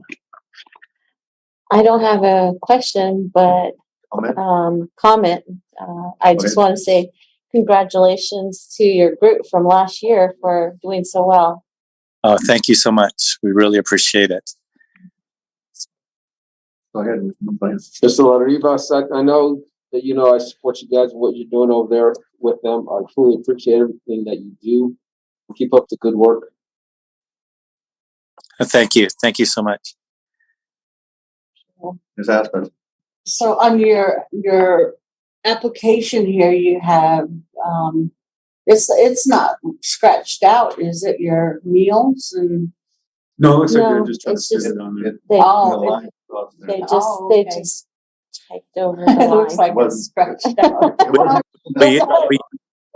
We use a doc hub to type out this document, and I guess we just didn't properly place the wording. Remember, no food, I thought so no too. food, no equipment. Yeah, no competition food, meals, and equipment purchases. Well, thank you. Thank you for doing this. And I had I guess he would be my nephew that went through your program, and he's really doing well. I mean, I don't know if it was yours or back then, but Yeah. But he went through the ROTC, and he's been doing very well. Well, I'm glad to hear that. That's our whole purpose throughout all of the competitions and everything is we're working towards building these students to see things outside, to be able to participate and hopefully instill in them a drive to push on and be successful outside of high school. So I'm glad to hear that. Yeah, he's over at New Mexico Military Institute, I think. And I don't know if I'm getting that right, but I just through Facebook with his mother, she just brags on him and it's outstanding. Yes, I know we have Cadet Lamone Hobson there right now. I'm not sure if that's the same one we're speaking of, Yes. but he was an excellent student, and if that's him, then I know he'll do well. Yeah, and they're pursuing now to perhaps getting him into what's the other West Point. Yes, yeah. NIMI is one route that students can go through as basically a preparatory college to move into West Point. And this year alone, we've been putting it out to our students at Kirtland that West Point has now kind of streamlined their application process. So we're encouraging as many students as we can to apply and just grow that type of leadership in our community that they can bring that with them. Yeah, I need to let the mother know, and that there's some changes to the application. So is one of the passing legislators. So anyhow, he's doing very well. Oh, that's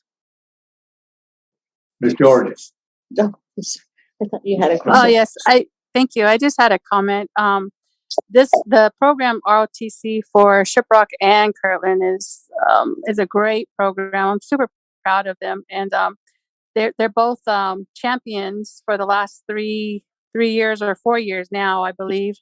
And 4 years in a yeah, row, brought yeah. the state championship back to CCSD, and so we're to either one of us bring it back again this year.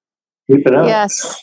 Yeah. So we really need to put a banner up or put something up for the ROTC for Shiprock and Kirtland. Their program is awesome, and they save a lot of kids. I see a lot of kids who really improve with their discipline and improve with their self-confidence, and they really change their ways to be more positive and to be more inclusive, and they really blossom in this program. And my daughter was a part of the program in Shiprock for her 4 years of high school, and it's really helped her in college and helped her adapt to life situations. And so this program is very awesome. Just wanted to give you guys a kudos and good job to the instructors and to the students. Thank you so much. Thank you. We really do appreciate hearing it. I appreciate that. Montoya. Yeah, just one last thing. With all due respect to my brothers and sisters in the Marine Corps, go Army. Go on. Us. There you go. Yeah. Yeah. I was gonna refrain. There's three of us here. My dad said he was a Navy man, and he said, when I thought about joining the Marines, he said, son, the Army has their mules and the Navy has the Marines. There you go.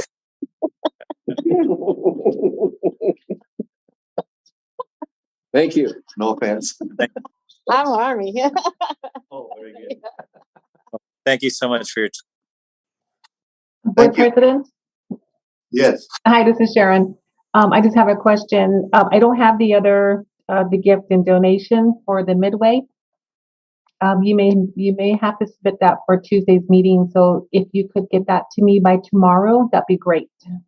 Yes, I will. I'll make sure. All right, thank you. Thank you. Thanks, Sharon. Anything else? No. I said my parting shots. I appreciate that. Thank you, Mr. Rivas. Thank you so much.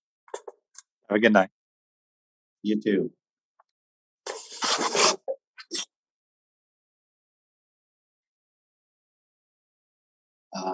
Ms. Redhouse.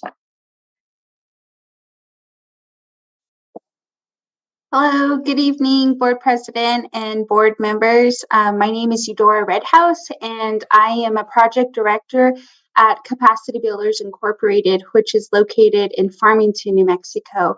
And I oversee the Youth Builders Teen Outreach Program. We have a set of awesome prevention educators.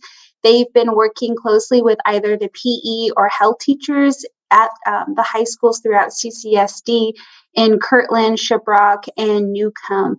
And they go out there, they deliver positive youth development topics such as like emotion management, decision making, healthy relationships. We work really closely with the school-based clinic providers that CCSD has in collaboration with the Teen Life Center at the hospital.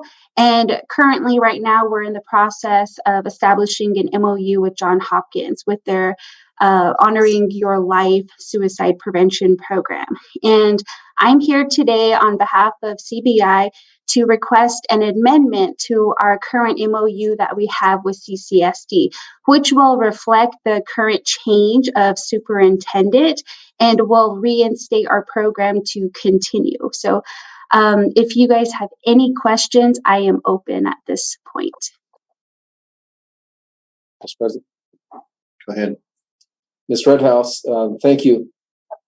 If I'm not mistaken, I think I had asked you before if you worked, because this includes curriculum, correct?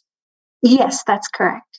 And again, just for a point of clarity, I think I had asked a question before about if you worked with our school district in that respects to the development of that curriculum. That is a great question. Currently, we did submit a Wyman Teen Outreach Program curriculum highlights and curriculum review materials, and that was shared in our request of this amendment request of our MOU. And I believe that should be on file through our email, but Christy Brown is aware of our program, and if she is interested in having a set of curriculums in her office, we are able to provide that. But for the most part, our prevention educators do share copies of lessons that our facilitators use as a guide to conduct sessions when we're at the high schools. Okay, the reason I asked the question is you may or may not know that one of the responsibilities of the board is to approve that curriculum that comes in from the outside within the district. So that's why I'm asking that question, to ensure that it is either available or it is on hand within the district. If any of the board members have questions regarding that curriculum as well. So I appreciate it. Thank you. Mm-hmm.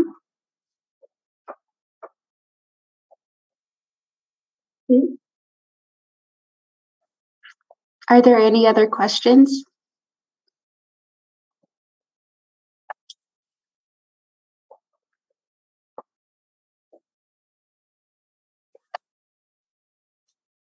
I guess just as a point of clarification, is you just said it was just you were just amending the superintendent from interim to superintendent. Nothing else has been changed. Yes, that's correct. All right. And I feel like we just had this conversation like maybe 3 months ago or 4 months ago. Was it recent that they present? Every year I do come back to the board, just because every year since 2017, there has been a new superintendent.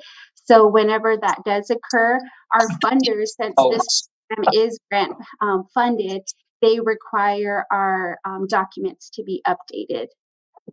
Thank you. I don't know if that was an indictment, but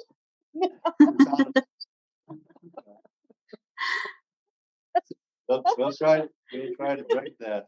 Can we strike that from the record? Yeah. I'll say to you, Miss, don't be putting that juju on us now.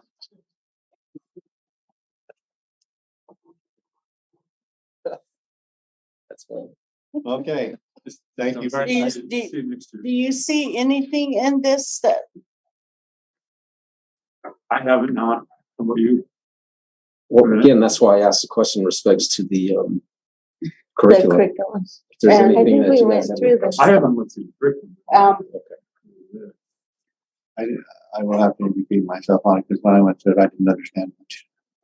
So can we go You back to ready? the first page?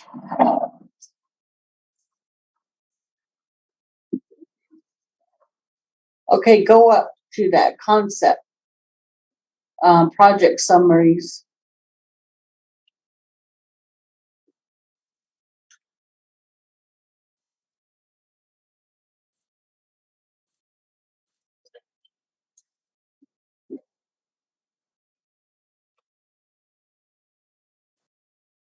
What is Wyman's teen outreach program? I didn't know what that was. This is.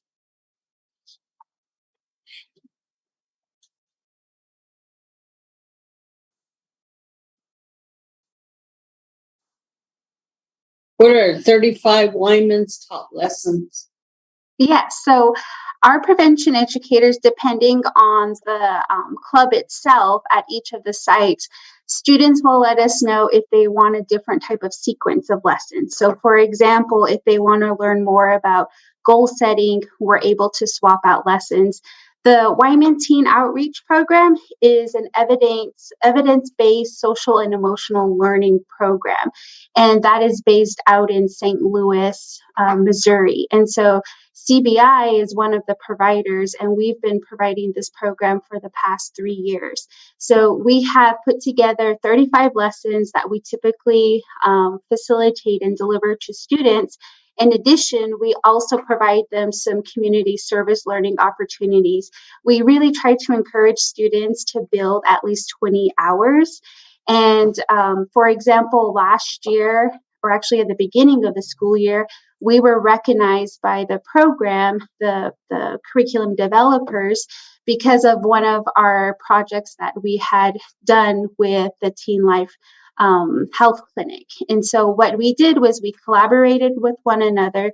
The students at Shiprock High School and Career Prep were able to put together a Valentine's Day candygram and cards, and we were able to have Teen Life distribute those during the COVID-19 and flu vaccine drive-through clinic.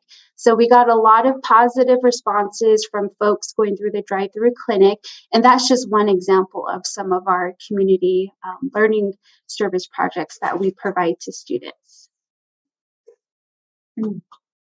And so our study is, or actually I shouldn't say our study, but since we do collect pre and post surveys from students, we are an active project through the Navajo Nation Human Research Review Board. So we do report to them annually and also quarterly.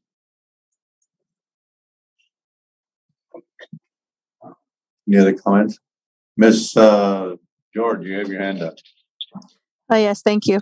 Yes, this program through Capacity Builders, they're very good, and we've been working with them for several years with these programs with the high schools, and they are preventative, and the kids really do well with the program and the curriculum that they are taught and are interactive with, and then working with also with the school-based health clinics in the high schools with the doctors that come in through school-based health clinic. It really correlates for the health and wellness of the students, working with the school-based health clinic and the nurses and the health staff, and so and then it also coordinates when they do presentations through the health office as well with the nurses and stuff for preventative presentation. So the program is good with capacity builders. So thank you. Thank you. In addition to that, I would also like to include that we do have a community advisory board that is composed of several parents and youth members, whether they were former or current participants. And in addition to that, some of our key stakeholders, like a few folks from the Teen Life Clinic, North Tree Shelter out in Shiprock, Dene College, and also San Juan County Partnership. And they're the ones that review all of our materials before when we go into the schools to deliver the curriculum. We report back to them throughout the school year about the status of our participants, where we stand as far as the sequencing of our lessons, community service learning projects, and then also what type of events that we have going on for parents and caregivers to attend. So currently right now we are working on our second CPR and first aid trainings that we're opening up to parents and also just general community members within San Juan County. And our next one is Friday, September 30th. It's completely free. We provide lunch. In addition to that, the last training that we had, we were able to provide our participants with a $75 gas card. Thank you very much. Any other questions or comments? Just a comment. Ms. Redhouse, I'm not intimately aware, but I certainly know that you guys do some pretty good work there and have been providing the services for a while. So thank you. Thank you so much. Appreciate it.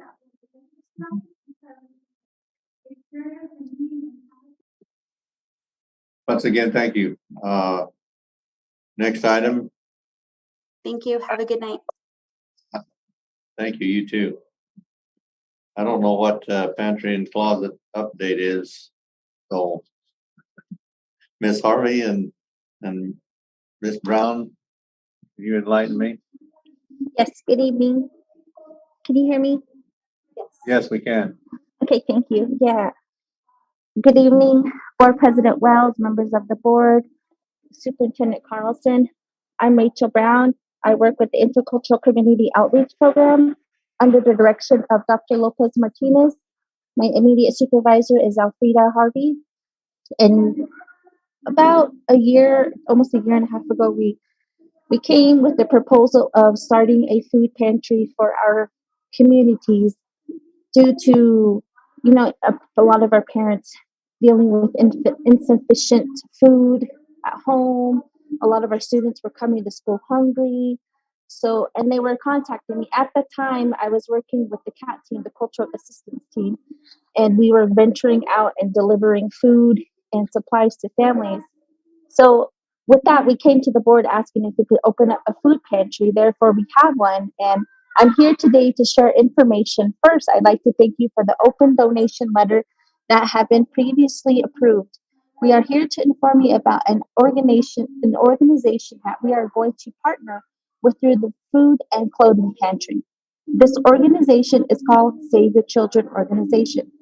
This partnership would assist our food and clothing pantry and essentially benefit students in our district. Save the Children organization is nationally recognized for the humanitarian work across our nation. They have established a Save the Children network in our state, New Mexico. One of their initiatives is to address child hunger. They also provide donations for educational purposes. For instance, reading books and scholastic books for students. Save the Children has provided donations to rural communities to serve youth, parents, and families overall. I stand for questions. Comment. Go ahead, Mr. Montoya. Ms. Brown, thank you. Ms. Harvey as well. You're welcome. That's doing, that I've been up there to see the wonderful work that you guys have and the setup that you guys have. And I just wanted to make a comparison. Again, during that meeting last week, heard from a district where they said they have a store and their students and community can go in there and purchase. Well, the service that we provide, if I'm not mistaken, correct me if I'm wrong, it's all free, correct? Yes. So parents I have parents, community members, teachers, counselors, principals that would contact myself or Alfreda stating this family needs food or they need assistance for the weekend, myself and Alfreda and Kathy Whiteley will get a box together. Either we will deliver it or the family will come to us directly. Okay, and again, that's one of those comparisons that I just state to the public in general to the needs that we have here and the services that we're providing to our community, because a lot of people don't understand that. And I can say that because that inference was exuded during those meetings in regards to the questioning, and quite frankly, in my humble opinion, some of the responses were quite ignorant to what we actually do. The lack of understanding precipitates some of those questions to how we do what we do. But again, as I've said before, I've gone over there and enjoyed the coffee that you guys provide, not just to the staff or anybody that goes in there, but to the community in general. As they come in and talk to you or come in for those services. So I truly appreciate what you guys are doing there and the services that you're providing. So thank you. I have a question. Yes, ma'am.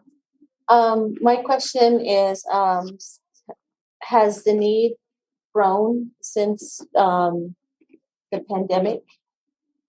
Absolutely. We have, honestly, we probably serve in 1 week 2 to 3, 4, 5 families in 1 week.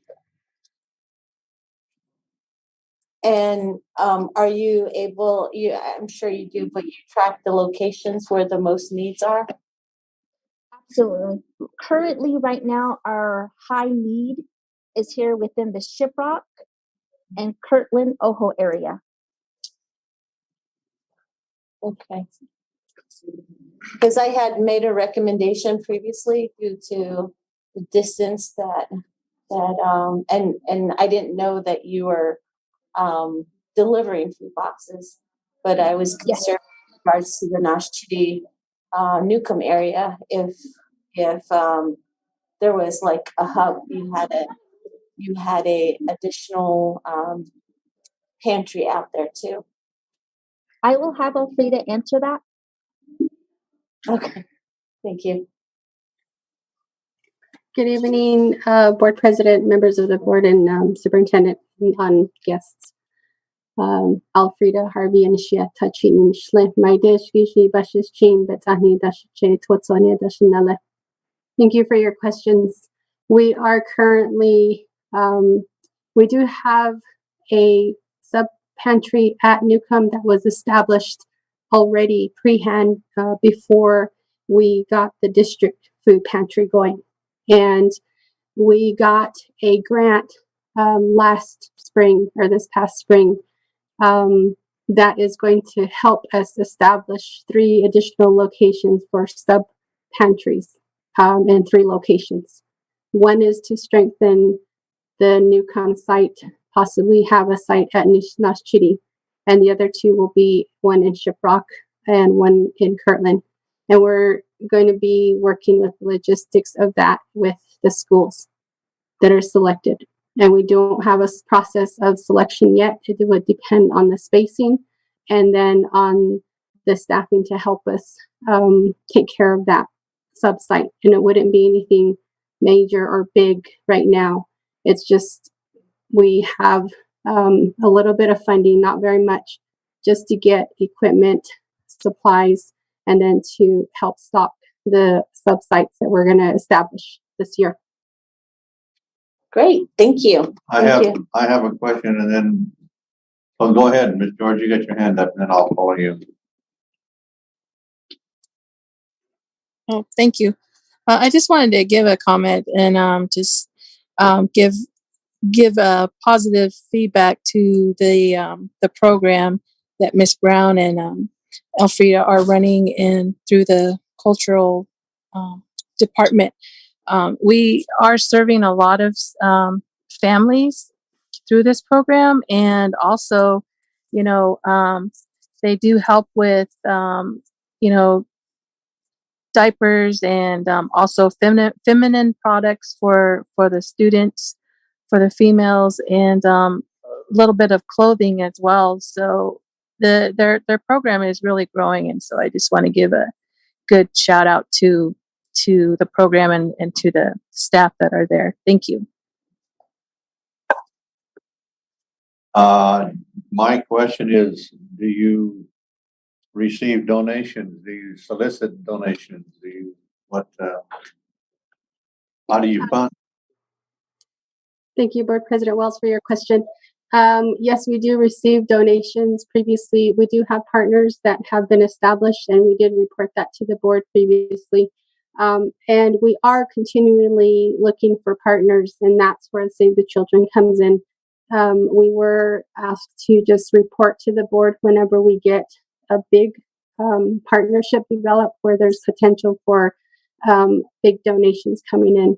We don't receive monetary donations, but we do receive the food, clothing, hygiene products, diapers, because we do have teen parents in our school district that we work with. And so that, yes, to answer your question, we are in a continually developing partnership. But you do not receive monetary. No, we haven't asked for monetary donations. That would be a whole other proposal and request that we would need to bring before the board. And at this time, we've been fortunate to be receiving enough food and clothing. Well, I shouldn't say enough, just enough that we can start and then continue to sustain ourselves. We don't have the room to build a bigger food pantry or clothing pantry. What we have right now is what we're limited to. We would love to have a bigger space. It would be awesome. That's why we're going to try to have these sites at the different locations to help us offset some of that spacing. And that way it's closer to some of the families that we serve too. You mentioned clothing. Are you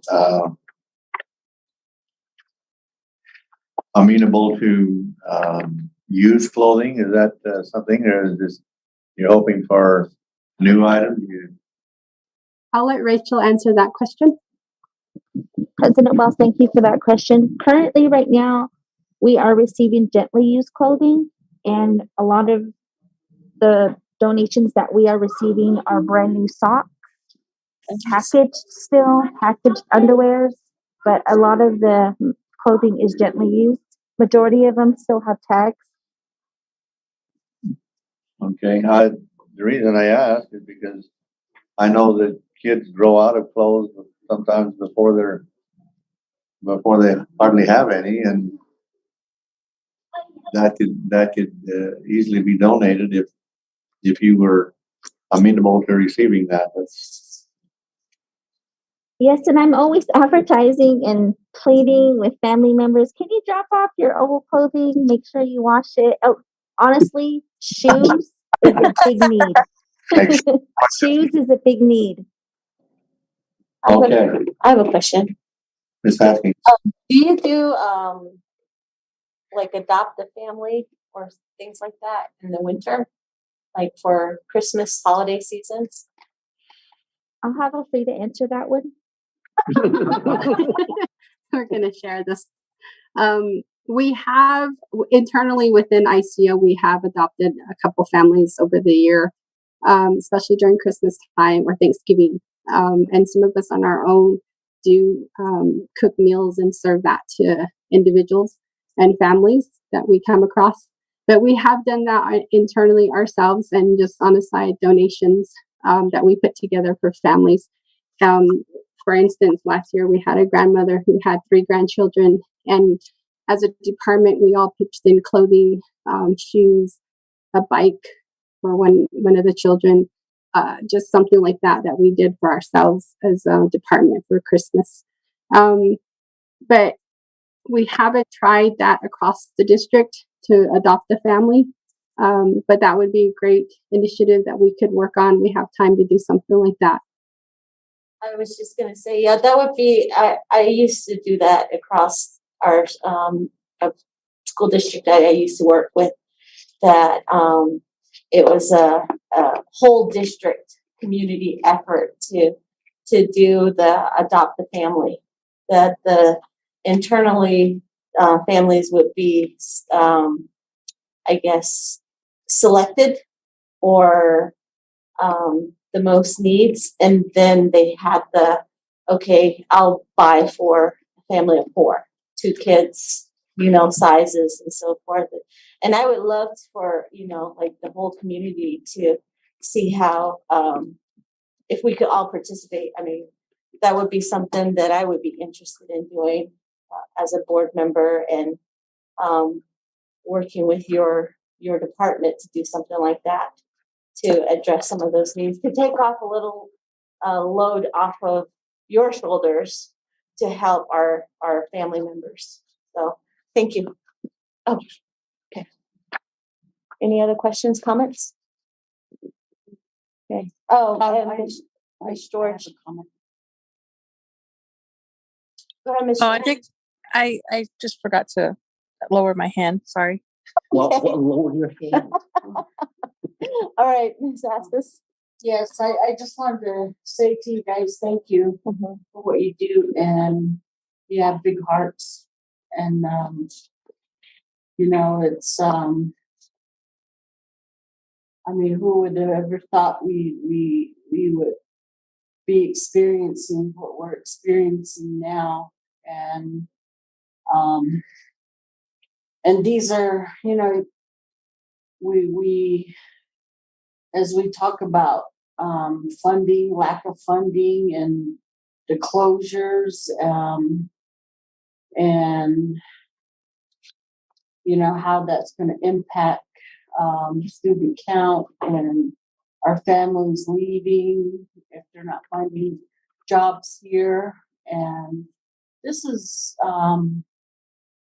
it's really what I heard from you is the part that we haven't even talked about, in all the meetings that we have attended, that our district, and I think it's something that we've overlooked and have not told these committees or other places where that we're giving out food, to help families right now.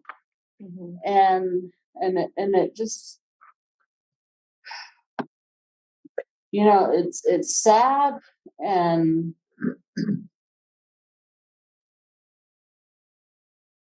I wish I could say that it's just for this time, but and my hope is that it's just at this time, but make it worse. And but thank you, and I think it's something that we'll start, letting others know as well. So thank you. Mr. Montoya? Yes, to follow up on what Ms. Aspas just said, and again, to speak to the question to our superintendent when asked by the chair of the committee, how are we spending our impact aid money? And again, that was going to be part of my answer to them, was the explanation of the ICO and what they do. And just so the general public, if whoever's paying attention, that the ICO is receiving an award for the exemplary program of the Southwest for JLM, which is again the utilization of the impact aid funding that we utilize for not just our students, but now, as we can see, servicing the needs of the greater community. And a lot of that, in my humble opinion, and I'm going to say what I have to say, that a lot of what we're feeling is because of the policies that are coming out of Santa Fe that are harming these communities, which inevitably harm the families, which trickles down to the kids.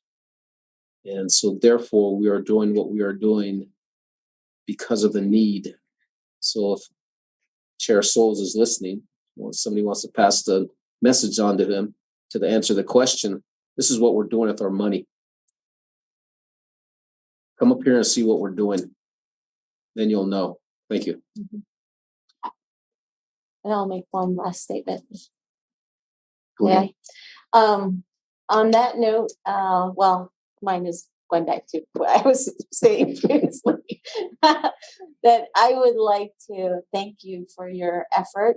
And I really do look forward to collaborating more. And I would like to see superintendent maybe an article about or something to internally for the whole school district to see what the needs are. I mean, they can provide a list of the needs, what we need, shoes, socks, because I see it every year at holiday season. You see individuals buying, things tax free at the stores, at Target, Walmart, whatever. I mean, we have a huge community, and I think that this is our extended family. Everybody here is related one way or another, if not through blood kinship, but through experiences. So I think that tapping into the whole school district to help in this effort would be wonderful to see, and to have that put in the newsletter as a holiday drive or something. And it doesn't just have to be for the holiday, but it could be for the whole school year, because the need doesn't stop just because it's a holiday. The need will continue. But I would love it if we're able to get a listing of the high needed items that you come across, like the hygiene items, soap, shampoo, because everybody, I'm sure there's a lot of people that would be able to pitch in, even if it's just a small item, be able to pitch in to help the whole community. Thank you. One last suggestion. Go ahead. Send a letter from this board to Senator Souls asking for donation to see what we do with our money. You should. You like them? Are there collection boxes around someplace that We have two collection boxes, both at admin, one right there in the foyer as you enter admin, and then in building B. We have another donation box. Also, Sherbrooke High School, Miss Lake is always doing a clothing drive, canned food drive with Miss Collins. So their students always donate items to our school. And Miss Vice President Haskell, I can go ahead and give you that list right now. Okay. Yeah, send it to me too, please, Ms. Brown. Yeah, and then send it. I will get on it tonight and I will send it out. That'd be great. Thank you. Thank you. Yeah, have a good night. Night. Thank you. Thank you. Sorry. You as well. Sorry, President Wells. Kind of took over there for a moment. that's you do? You're welcome. You did. At least you didn't call you. Yeah, that's right. Oh, knock it off.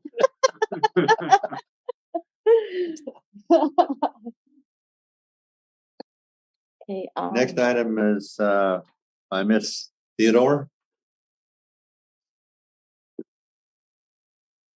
We're redacting now. Huh? Yes. Purple. Yes, I know. I had in mind what the CDC had been sent out, all redacted. Can you hear me? Yes, we can. If I set up. Okay. Good evening, Board President, Superintendent, and board members. This is a feeder route for Newcomb Elementary, a Newcomb Elementary student that lives north of Sinosti. And this is not a new one. It's a continued from, this is like her third or fourth year on feeder route. So it's 16 miles, daily miles. So with 163 days, that's from the date we received the application. So the monthly vouchers will be sent to Newcomb Elementary and for attendance verification, and then a check sent to reimburse the guardian. So this is depending upon the student's attendance then, huh? Yes, we only pay each time the guardian brings the child to the bus stop. I see. Okay. So if the child is absent, and then we do not pay. Is this the only one? Yes. The only one you have? Yes, the only one I have. That's the only one I saw. So I figured that. Okay. All right. Thank you very much. Thank you very much. You can go home, go to bed. Or go to bed if you're already home. Thank you. Thank you.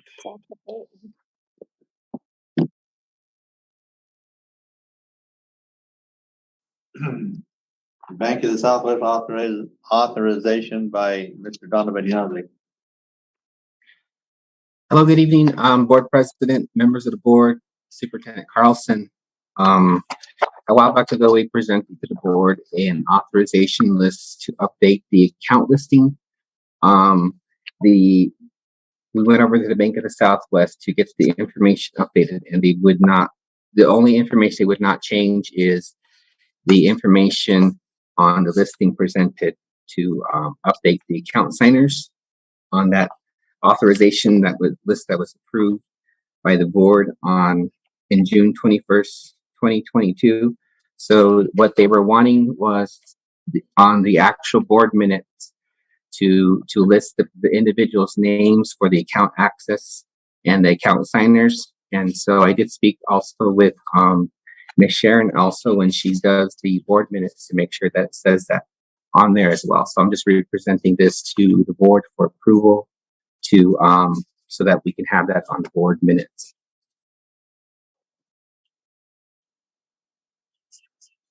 I see.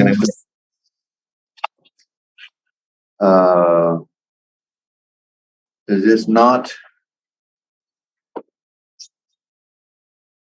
Oh, okay. See it? Yeah. Yeah. So if you look at the board minutes, it doesn't say it on there that that information was displayed, adding these individuals as signers. And we presented them again, the authorization list that was presented in this presentation, and they wouldn't update these items here. They had to be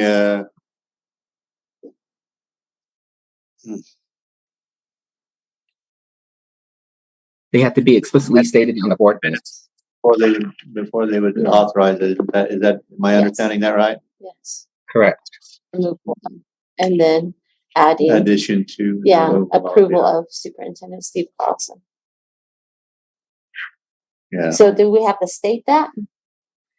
Yes. So this document that I have on the first page needs to be stated on the board minutes. So that's why I have it right there. Board minutes meeting need to read the following on there. Because they wouldn't take the listing that was approved. Vice President Haskey, would you read that? Okay. The minutes. Okay, the board meeting minutes. Approval of the Superintendent Steve Carlson as an account signer and access to the Bank of Southwest accounts ending in 4596 and 4079.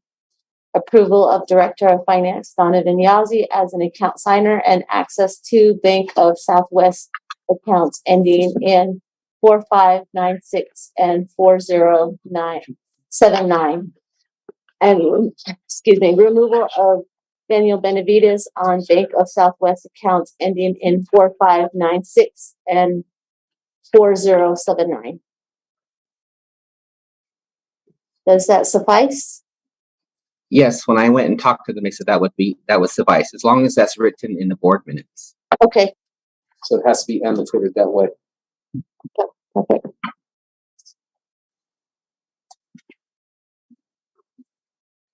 Does that complete that item then, Mr. Yodi? Yes, Board President.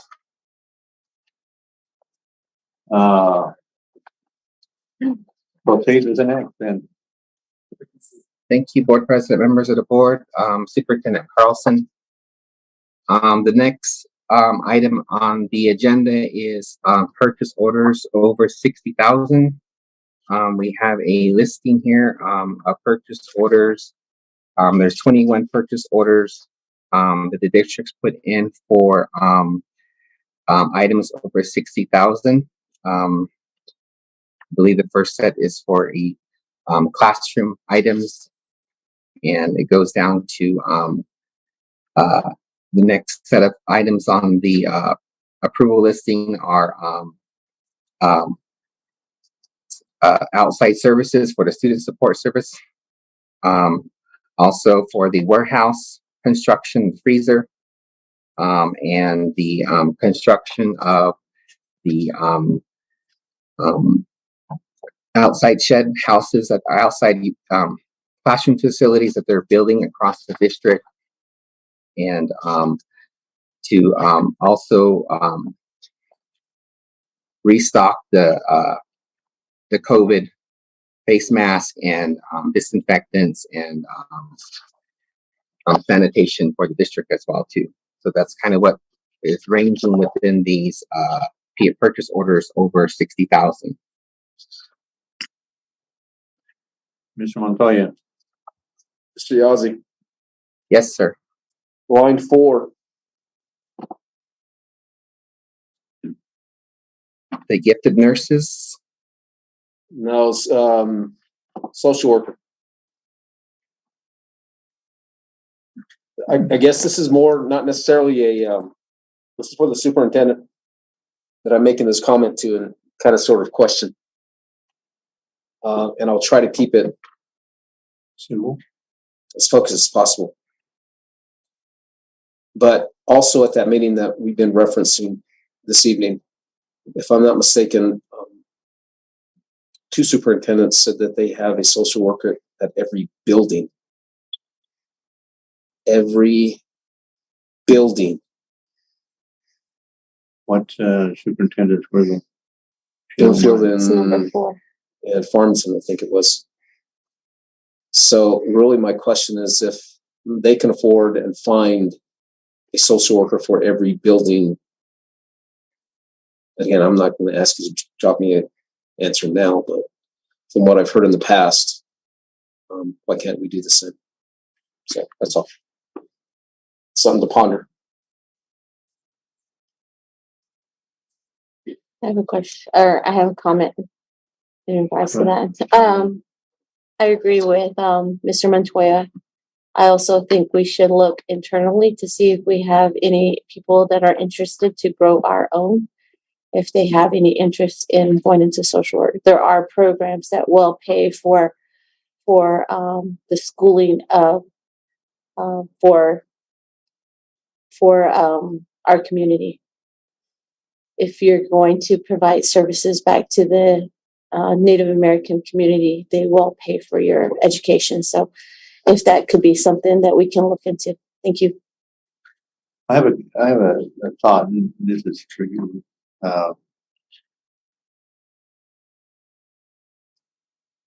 The monies that's provided to these individuals for their training, that's an excellent thing. We grow it in-house. But do we require them then to serve, to work so much time at the district? At the district, yes. Okay. Not contractor. Right. And you can't just get the education, then just leave. Right. Okay.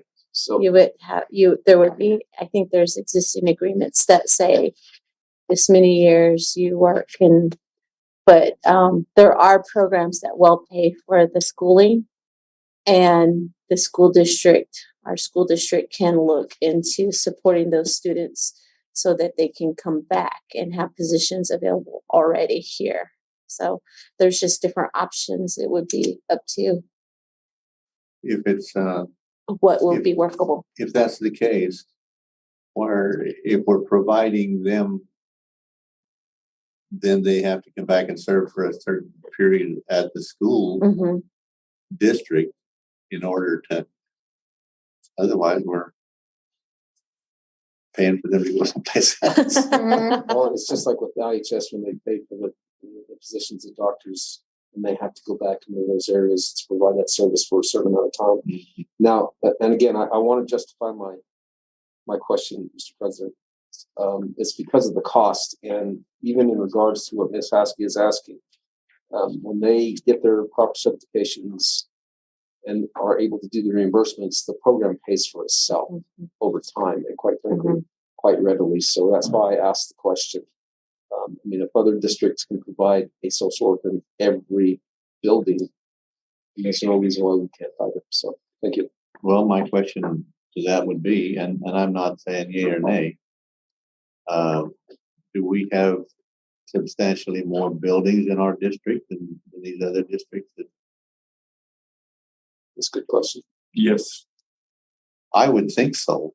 I would think, and it because is of the harder size. to draw people to Shiprock and Newcomb and even Kirtland to an extent. I mean, we do have more facilities in Bloomfield. Bloomfield has six schools ish. So Maybe we could do regional. Yeah. If we and can. that's kind of my point, is working that. Right. I mean, obviously, one can infer that, know that we have 16, we're not going to get 16 social workers, but Right. that's to an area. And we can do regionals, but yeah, the thought is if we can grow our own, or I'm in agreement with that. I'm a realist. I mean, I know it's going to be hard to find 16. yeah. But you have people who are invested in this community, people who are already from the community, our communities, that would be able to if they have interest and they have some of the background already and they have the interest, that would be something that I think that would be a really great program. And I'll share some information if you like. Okay.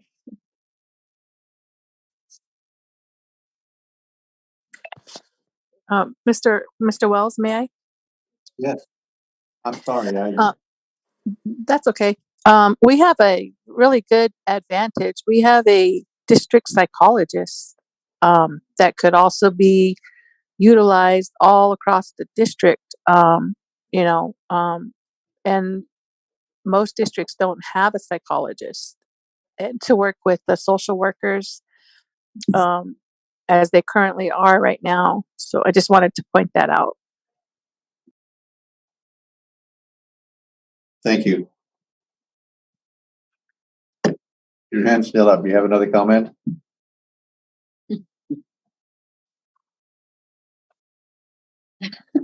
No. Okay, thank you. Mr. Yazzie, continue. Thank you, Board President Wells, members of the board, Superintendent Carlson. The next item is the disbursement listing, listing by invoices. You have the invoice listing for all the purchases made throughout the district this past month. I believe the disbursement total is $3,968,730.08.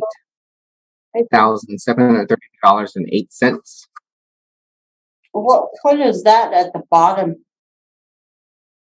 Yeah, That Zoom is- School District. So the bottom is the last vendor on the report. So if you go back up on the all the way up to the top, there's the last vendor. It's a lot of money. Why is Zuni Public School District on the report? It was the last vendor on the report. Like if you look at that last page right there, it says there was $100 written out to that district there. And so that name just carried down over to the final totals of the whole report. So we didn't buy like 3 million or something. No. We didn't buy Zuni? Like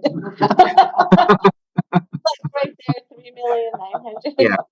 So that's just the whole total of the whole report of all the vendors on the report, and all the accounts are listed down there with all the account codes that the I'm sorry.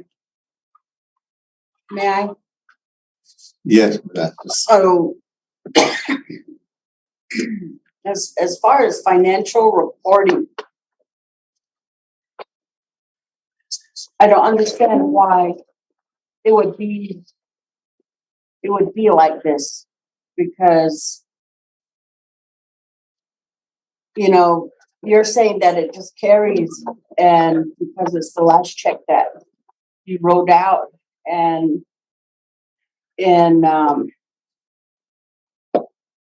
especially in finances, I would think, it would, because this almost shows that something was bought from Zuni school district. That's what it looks like to me. And it seems like you would want to be clear on it. Yeah, it really does look like we bought almost $4 million of stuff from Zuni. Or we bought Zuni For $4 million. For $4 million.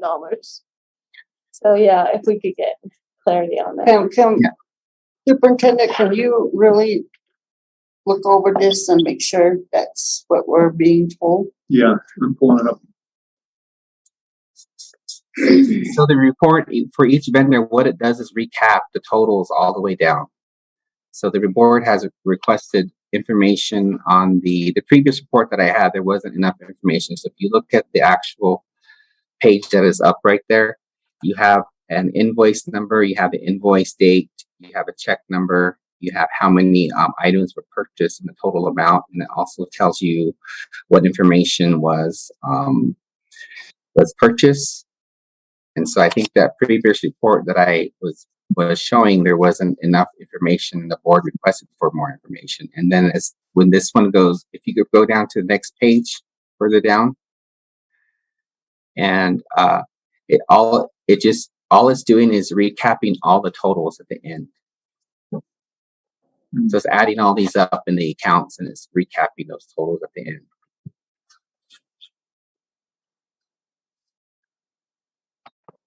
Well, this one has different.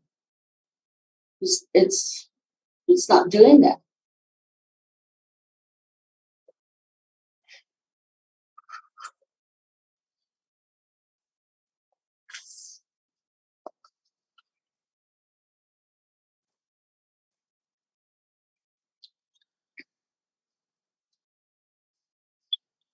I'd like our board attorney to look at this also with you, and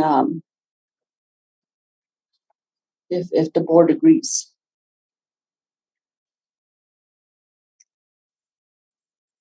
How about the auditor? Would that be better than the board attorney? The board attorney.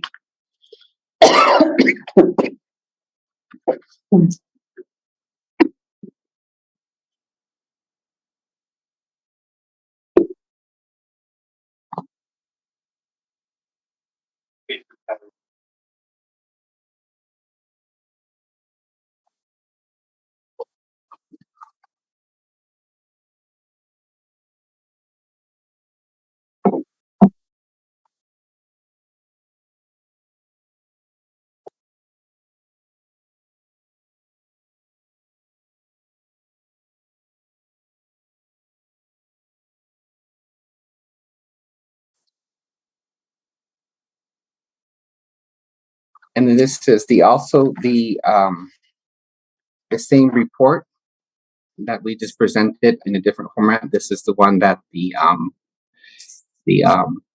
board requested to be changed. This is how it looked before, but this one is for the activity portion. So this is how we had the other report we had there listed. And this is the activities report here, totaling $6,860.23. Is that something new? Well, that's when you pay like reimbursements from stuff like that. So you have to be a veteran. So you have to turn in W-9 in order to do that. I don't care. So on number 8, NHS concession would like to request an open PO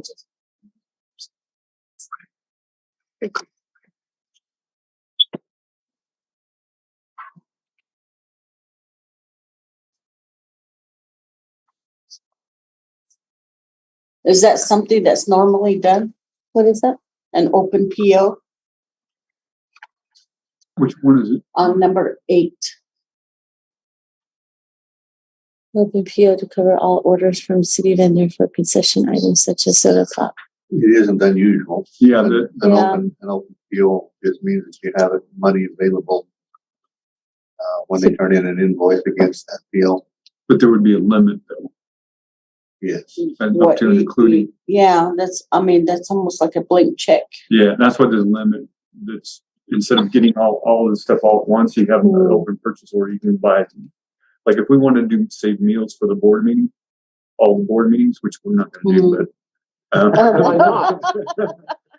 So we could do a PO at the beginning of the year, and then for X amount, and then each one would go toward that same PO rather than do a PO each time. That's why you do it, and it's fairly common. It's only paid out when the invoices are presented. That's the only thing that triggers the payment. Yes. It's George.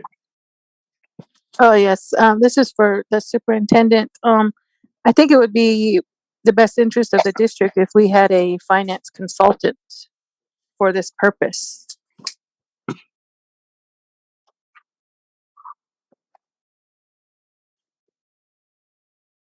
Thanks, Secretary George.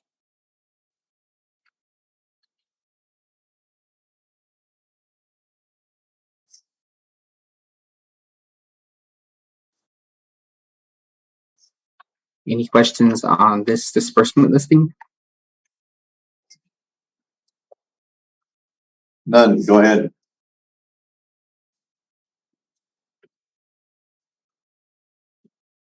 So moving on to the outstanding check listing, the check listing here for the operational accounts. All the names. Totaling $7,582,462.11.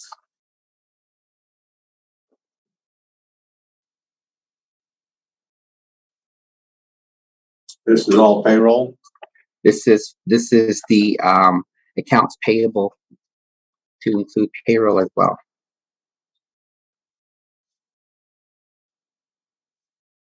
All of those that I see listing there is payroll. Is it not? Am I reading? If you go up to the top part of the report, those are the accounts payable checks, and then payrolls on the bottom. Okay. All right. Let's not go back.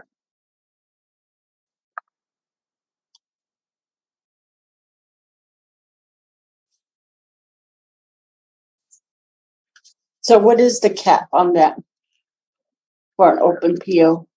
For an open PO?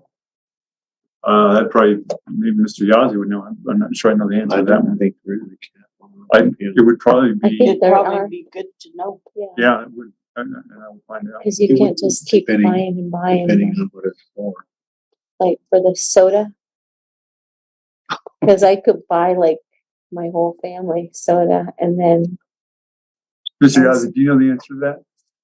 So for Superintendent Carlson, for that particular item, the number 8 that was displayed, the cap amount for purchases on that open PO, it would be $957.62, whatever that total is right there. I believe what Ms. Aspen was asking was what would be the limit? I mean, that particular one, that was a cap. But what would be the limit on any sort of open PO? So the any open PO limit would be based off of the thresholds that are placed. And so when, for example, if an open purchase order is requested, like I believe we presented at the last board meeting, the utility bills. So what we would do is we would take the amount of the bills and then multiply by the amount of the months that we're using, that we're budgeting for that particular year, and that would be the cap amount. Because what we do is we look at each individual purchase orders, and through the procurement department and make sure that the information that they're presenting is matching what the purchase order request is for. So that's how we look at capping those out. So, yeah. Go ahead. So just kind of as a point of reference, Mr. Yazzie, if I was in the maintenance department and I went to J. Lou Fasteners, there would be an open PO for, let's say, $500, and I only needed $10 worth of goods. And let's say, again, there was an open PO at one of the copying places, and the open PO, I'm just throwing out numbers, was $10,000. Well, then that would be the limit for that in respects to what the open PO is. But it certainly wouldn't be switched for a much larger amount. A lot of it is dependent on need from that vendor. Is that a fair statement? Correct. So if I'm hearing you correctly, Board Member Montoya, if you're going to be purchasing more than what is on that purchase order, it wouldn't be allowable. Yes, that's my point.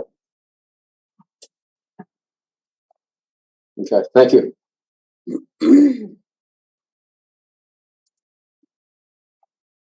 If you're purchasing from a vendor and you have a appeal to that vendor, and your purchases eventually reach the amount, then that PO is closed and you have to issue another one. Mm-hmm. Yep. Ms. George. Okay, it basically answered my question with Mr. Montoya's example and then with yours. But I was just going to ask to have, like, if it was an open PO for athletics, what would be the threshold on that as an example? Secretary George, members of the board, Superintendent Carlson. So if we're looking at, to my understanding, if we're looking at something for athletics, we'll just use, for example, meals. The athletic department has sent out information to let us know what the actual cap amount is per person. So they would have to request an open purchase order based off of those pre-agreed stipulations that we were given by that department. So there is a cap amount for individual meal purchases per person, as well as what's allowable for travel expenses. And also when they submit requisitions for fees, we do requests for an itinerary, as well as a quote from the actual schools for the fees associated with those activities that they're being requesting for a purchase order for.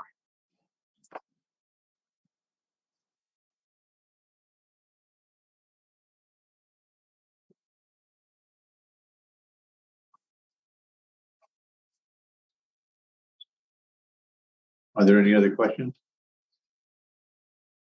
Ms. George, did that answer your question? Yes. I had one other question, but I was waiting for Mr. Donovan to be done with his presentation, and then I would ask the question.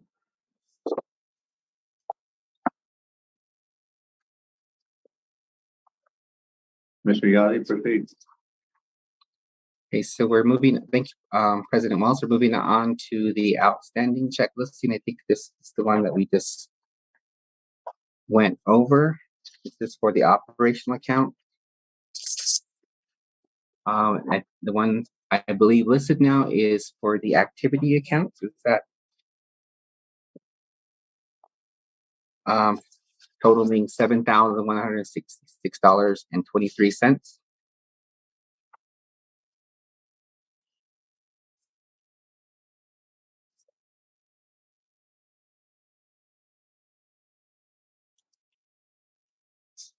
And we have the expenditure for the general funds, 11,000 to 23,000 funds. Last month, the district expended a total of $2,252,178.11 for expenditures from this fund.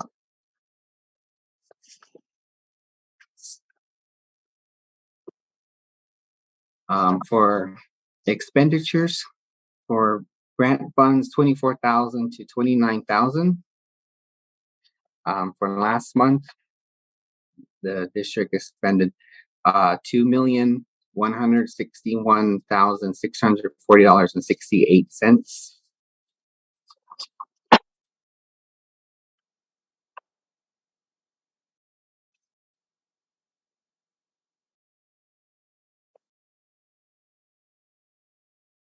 For those in capital outlay and debt services, last month we paid $4,147,625.65.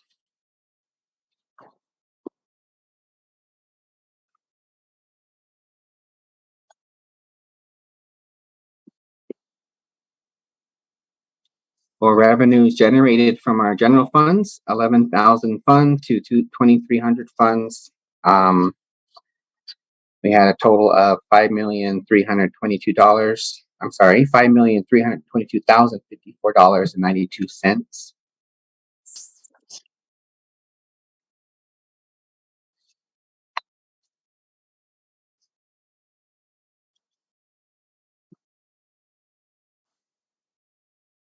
And revenue received for grants for funds 24,000 to 29,000.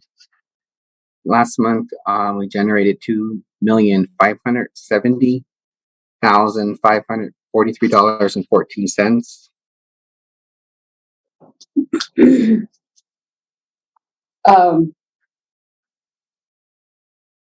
Can we go back on that?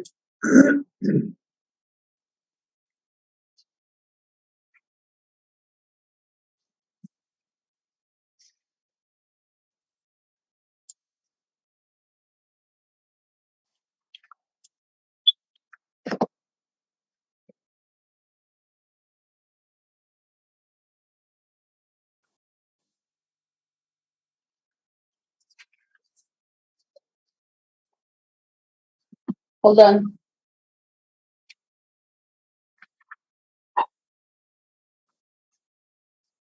So on that Carl Perkins, what did we get from there?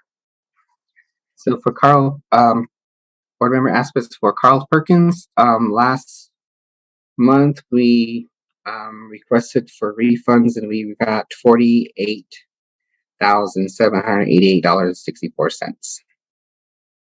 And what is that second one that says, can you go down? Go back up.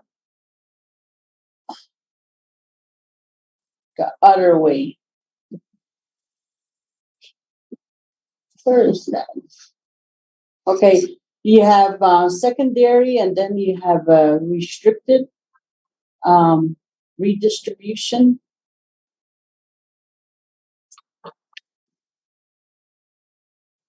It's a 32,000 one. 32. It's right under the other one. You got two Carl Perkins there. One is they're titled different. You go back up again.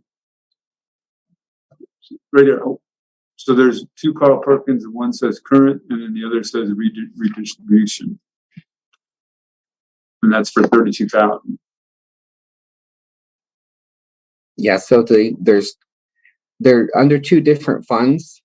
So one of the funds for the $105,470, that's under count fund 24174. So that's has a different set of criteria for the other funds relating to the 24176 fund. So the $32,075 expenditures have not been requested for that yet. So we haven't requested for any reimbursements yet. So that's why there isn't showing any expenditures or any revenue for that month. Huh? So can you draw that out or a flow chart or something? What does redistribution mean? Take from one and put it in another. Yeah. If you've got more money in one of these line items here than you're going to need in that line item, and you've got a couple others that you're short on, Mm-hmm.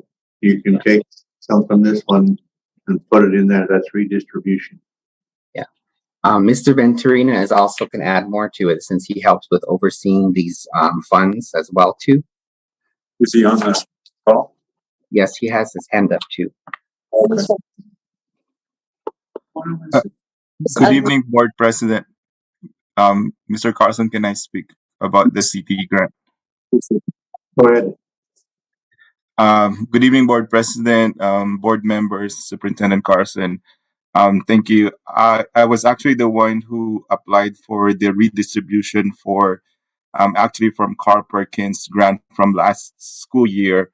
So PED made an announcement last May that we still can apply, or we are able to apply, eligible to apply for the redistribution funding from the Carl Perkins. And we did get the grant, which is in the amount of 32,000. That's why it's called a redistribution funding from Carl Perkins. Okay, and these primarily are used for Bon Wilson, right? So in this case, we actually send out the application to all the high schools.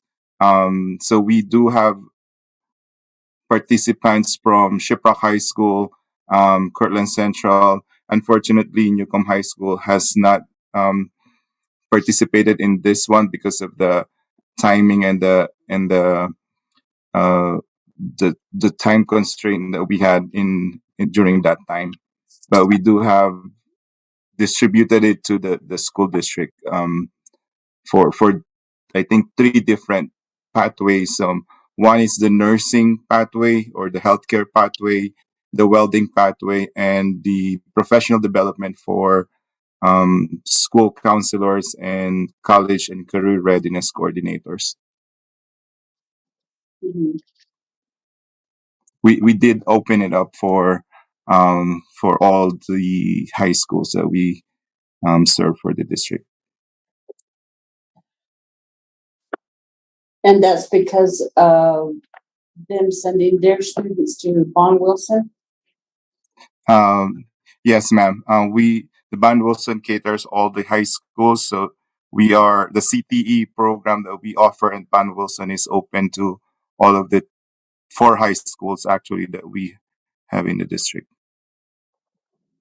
Okay. All right. Thank you. Thank you. Thank you, Mr. Venturina.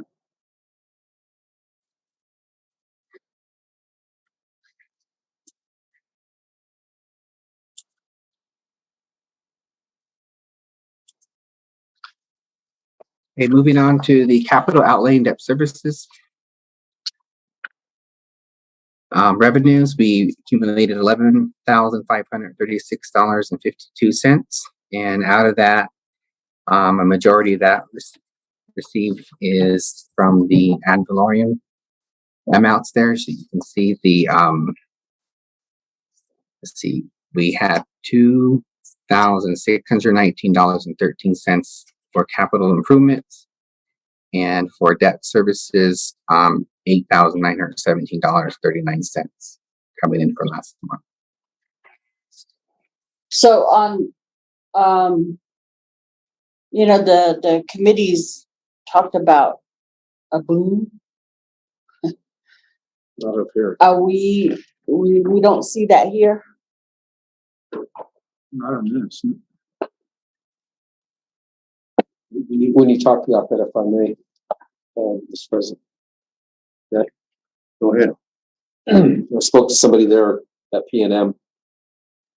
They have a skeleton crew of about 90 people. Mm-hmm. So you're not doing a whole lot of renovation and growth. And they're planning on shutting down, so it's going to be minimal. They only have one unit operating. Yeah.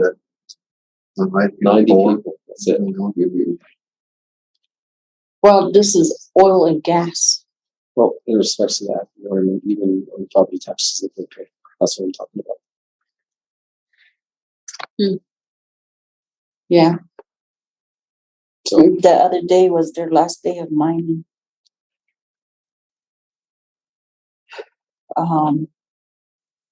Yesterday. 3 p.m. Was morning. Okay. Okay, thank you.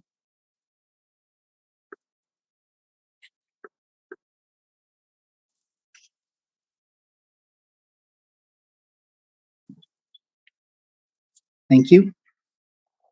So moving on to the so we just went over this one, the revenues for capital outlay debt services. The Johnson O'Malley check listing. For last month, checks for the Johnson O'Malley Fund totaling $42,641.03.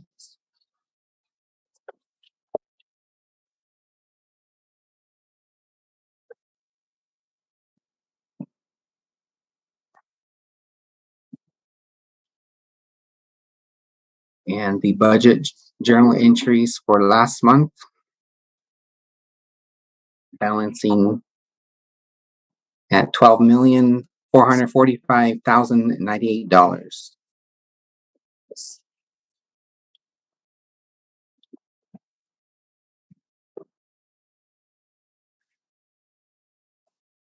Any questions for this item I? Or is it? I'm sorry, item L.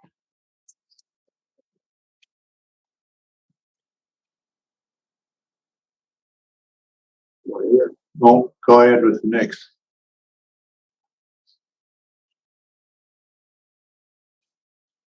Thank you, Board President, members of the board, Superintendent Carlson. So presenting to the board a request for bar pre-approvals for this school year to be effective September 20th, 2022 to June 30th, 2023. I believe we requested this last year in March for the school year, and every month since then we've been presenting to the board the bars that were pre-approved. So we're actually requesting it for sooner so that we're able to continue to process the bars with the Department of Education in a timely manner to include initial budget requests, increased bars, decreases, maintenance bars, transfer bars,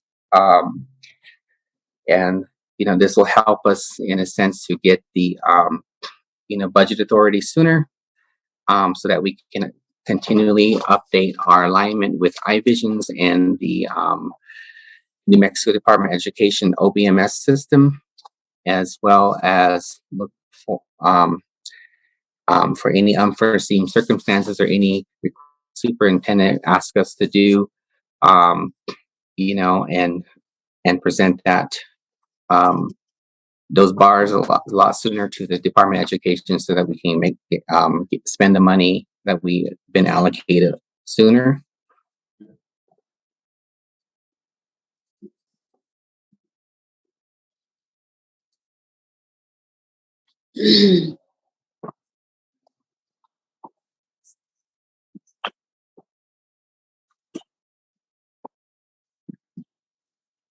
Is our board attorney on? Chappelle's on. Yes, ma'am, I'm here. May I? Go ahead. So, can you interpret this letter?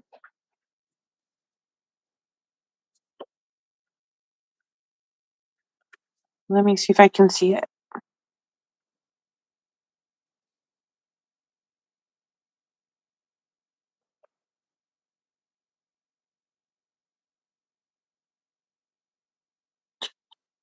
Just real quick, who is it from? PD? Oh, okay. From us.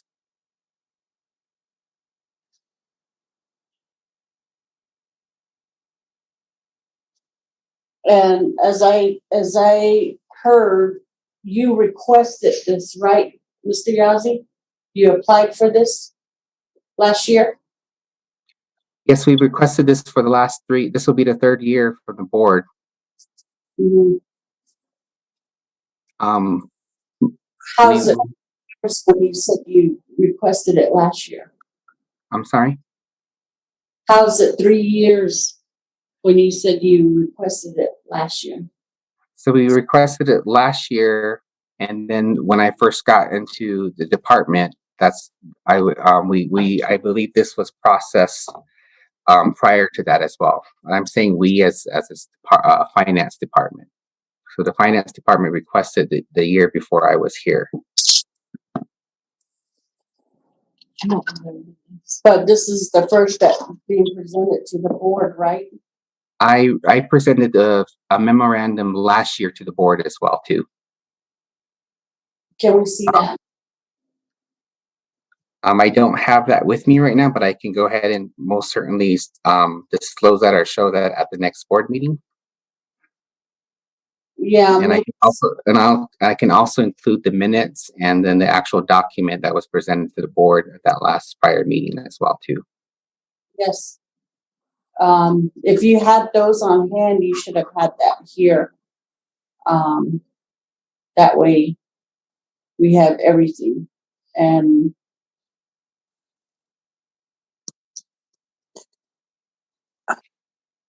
board members, Mr. Yazzie, I do think that under Kyle Archibek, this process was used as well. Is that correct, Mr. Yazzie? Correct. And other districts use the same process too as well to get their bars presented to the Department of Education as well too. Right. So my thought there, Mr. Yazzie, was just that maybe at the next meeting you could provide those documents to the board as well, just so they have that context. Yes, that's what I was requesting. I could get for the board as well too. Request. Yeah. That way, board members, you just have the historical context and you can evaluate that. So the way I read this, if it's pre-approval, then why is it even coming before the board?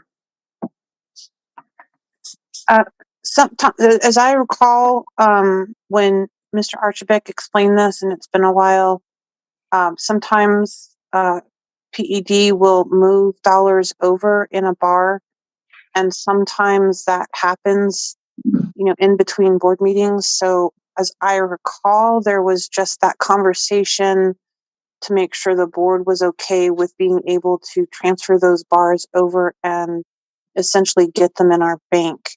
Am I describing that accurately, Mr. Yazzie? It's been a while since I remember him talking about that. Correct. So the way I also understand it too is we can't the district cannot spend funds that we've been allocated or do anything with it until we actually get a board approval. And then once the board approves it, then that gets sent to the Department of Education and they have to approve it. And so because there's the board meetings are one time a month, it holds up actually spending the funds that we have been allocated from the Department of Education, because those awards don't come in at a certain time. They come in at different times of the month and different times of the year. And just to clarify, right, Mr. Yazzie, you're when you're talking about expenditures, that's in line with the already pre-approved budget. Correct, pre-approved budget. Yep. Or in this case, like when we do get, like Mr. Venturina mentioned, that we got a new grant. So if we get a new grant, we're able to submit a bar for that so that we can start utilizing those funds too as well.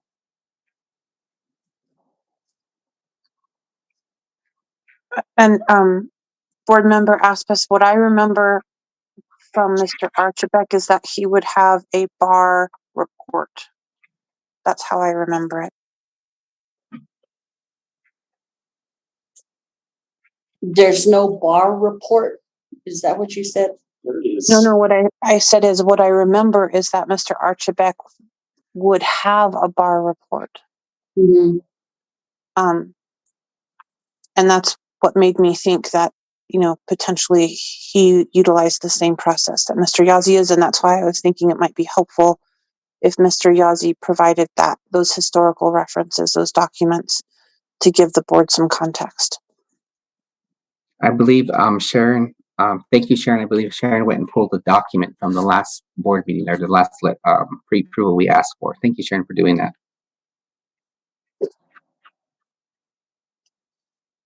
And Sharon, what's the minutes on that?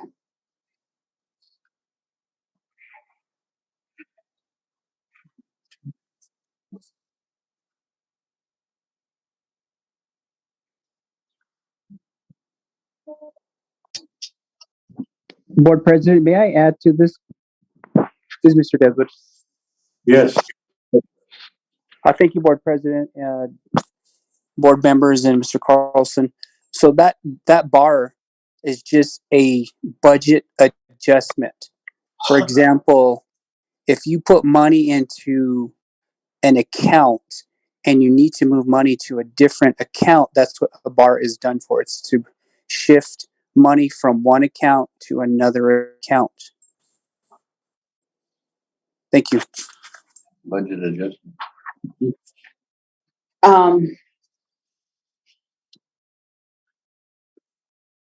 So was that the minutes, Sharon? Yeah.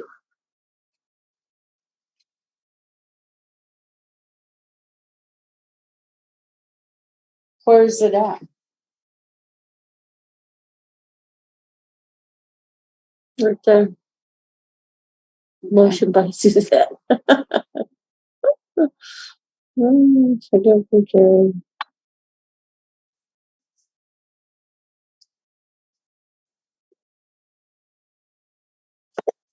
we have to do this every year? Is that what it is? Or is it because of... This one was actually February. Yeah. For the rest of the year. For the rest of the year. Oh, okay. I've been looking for July and August, and there wasn't an earlier one. So now that we understand what's happening, to me, I feel like, what are we here for? And we know we don't even have control of the purse.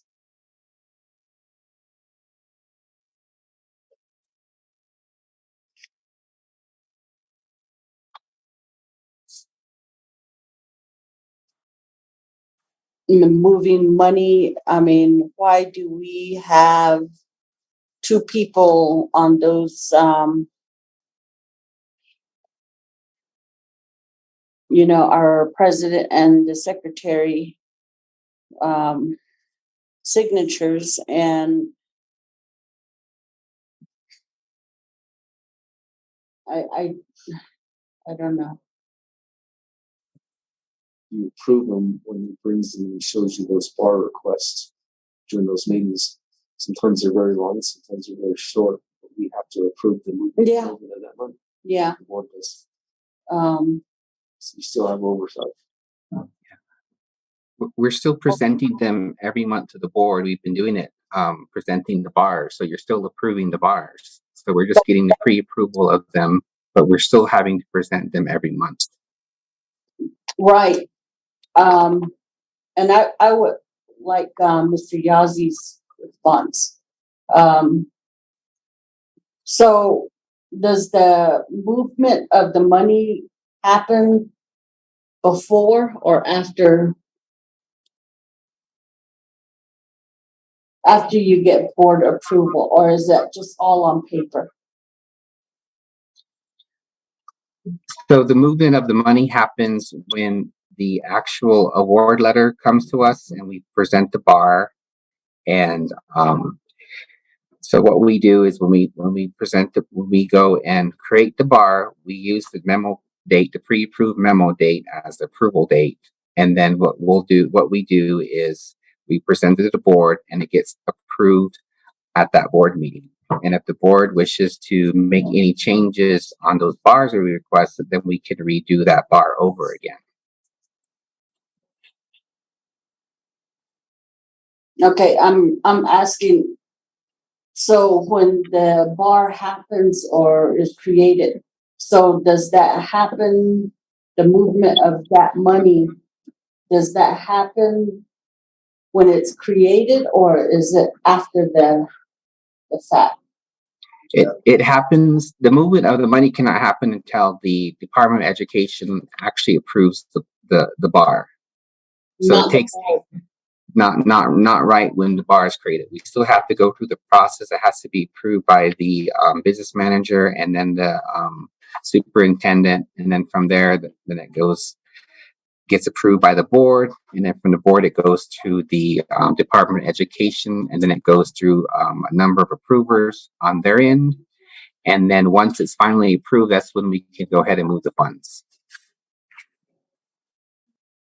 We have to approve it before the PED does. So that paperwork happens before it goes off to PED? We have to approve it Yeah. first. Yes. Okay. Okay. It gets moved until they sign off on it after we've signed off on it.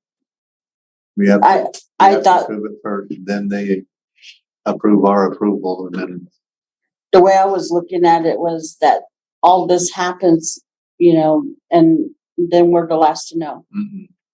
Okay, thank you. Sharon, Ms. George. The approval of the approvers. Thank you. Ms. George, you have your hand up. Oh, then I was yes, thank you. I have a question regarding this this bar and the New Mexico PED when they disperse money. So my question is, I have some concerns. Have the ELTP staff received their 3% additional that came from New Mexico PED? And if they did, because I have an understanding that only the collecting bargaining agreement employees have received the 3% increase from New Mexico PED. Is that true, or am I missing something? Yeah, that's true. All that money hasn't been paid. I believe it comes out on the 20th for the first day. So it's paid in 10 installments because there's 10 days that are ELTP days. The decision was made to extend that to all the bargaining unit employees, which doesn't include, and part of the reason it was the decisions were made by central office directors and coordinators and the superintendents. So we felt that we shouldn't be included in that money because we were making that decision. So that's why that decision was made. But they haven't received that as of yet. And it's just district employees. Yes. That was actually technically broken up too initially, right? Yes. That's what I thought. It wasn't supposed to be all up front. It's broken up into quarters, if I'm not mistaken. I thought it was after every month. Yeah, so once per month. Yeah, the point was it was broken up. Yeah, it's broken up. Can I have, or can we have the statutes that provide the policies? Because it doesn't seem right, because the state had extended that for all employees, but I know that you said that it was made up with your cabinet team to not include ELTP program employees. Yeah, I can go ahead and send that this evening. There are some stipulations, but it's pretty vague the way the state sets it up. But I can definitely send those out this evening to all board members. Well, when I asked about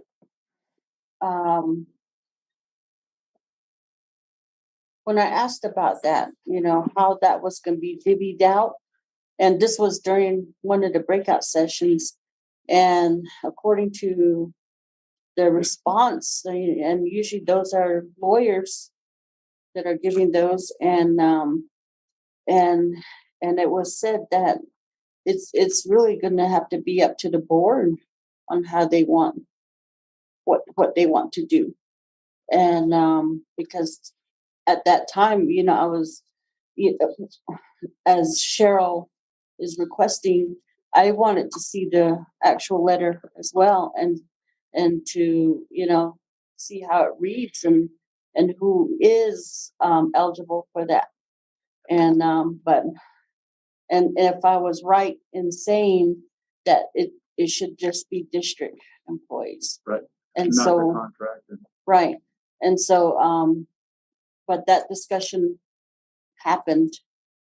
So I don't, I wasn't aware that they had said anything about the board, part of that, just because most contract, board didn't have say in all the different contracts.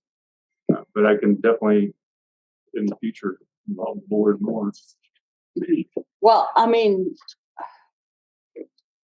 to be fair, because, a lot of our constituents, there's some that are actual workers and they want to know. And, but, I believe we were sent the letter. We were sent the letter. And, but it'd be good, if a board member is requesting, then it should. I'll send you the statute. He makes 2 quotes. Yeah. I need more water. Yeah. Yeah. So if you want to use some. Yeah. It's George, did you have something else? Yes. Pertaining to the what we're talking about, I had some concerns come to me from parents regarding their children with special special needs with their, oh gosh, my mind just went blank, with their what do you call it, special needs with their education, with EAs. We haven't, what is the process and why are we not able to get EAs moved to Mesa in particularly? That's where the parents are voicing their concerns for EA and a one-on-one, in regards, is it because we don't have enough funding to pay these EAs, or what is the holdup? Because we have to abide by the Yazzie Martinez, special education. And I just like to know what the holdup is with finance for those EAs there and a one-on-one. Thank you. Can I just answer real quickly, and then Mr. Montoya? Go ahead. If I may, please. You bet.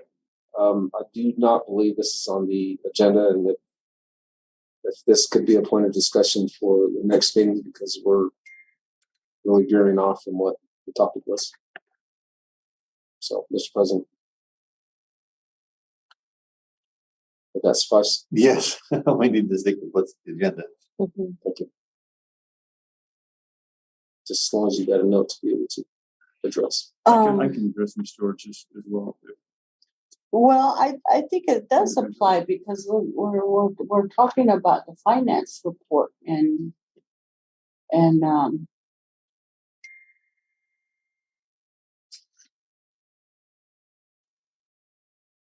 Well, finance report isn't about who we're hiring or if we're going to hire anymore, or it's getting into the personnel. yeah.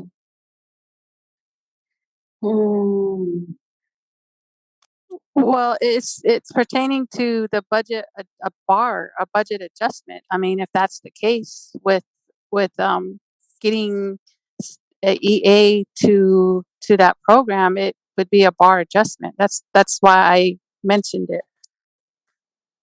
Still talking about personnel, people being at certain locations. Well, you're picking out personnel and she's picking out the bar. So I don't know. I think it's a good question. I'm not Board attorney. I'm not disputing that. Board attorney. She's still on? Yeah. Sorry, I'm here. I was trying to unmute. I apologize. Cheryl's asking a question. Can you, you will be the decider.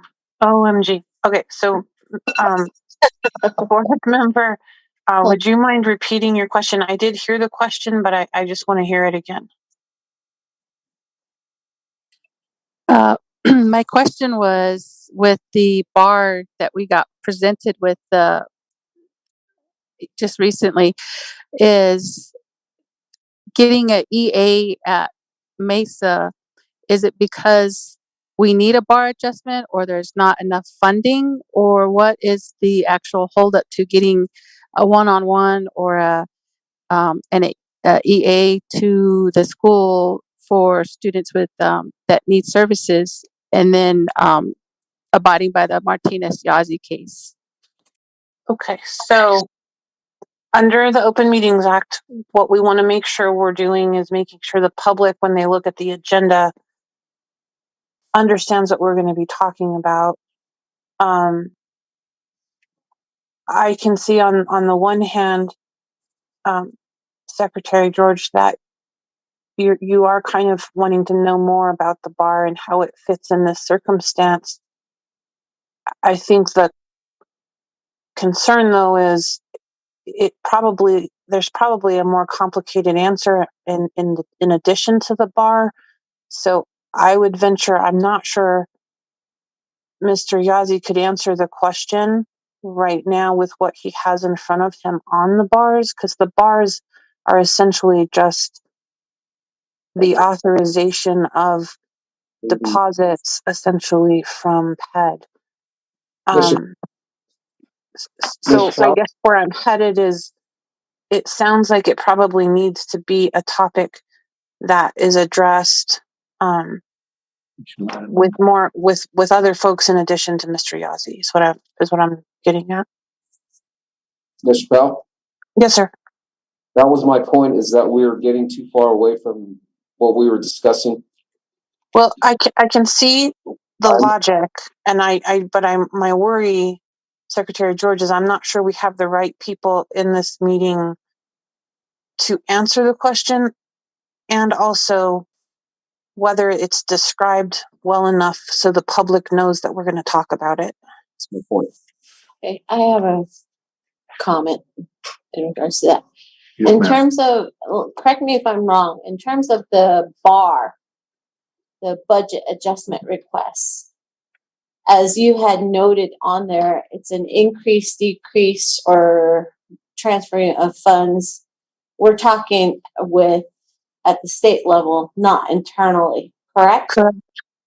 Correct. It really doesn't have to do with personnel, with our internal processes. It would be, the bar would be at the state. The way that it affects our internal process is that we need essentially the deposit for our budget.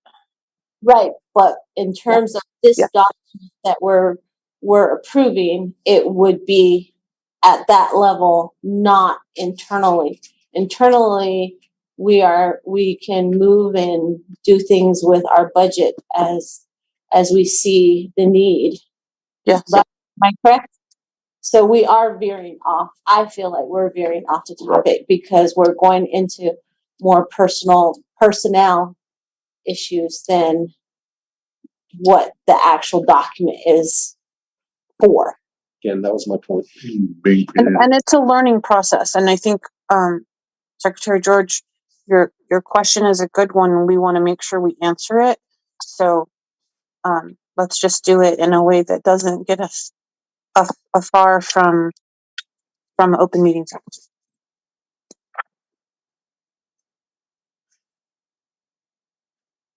If that makes sense.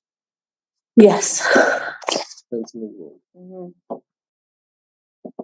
Are you okay with that, Ms. George?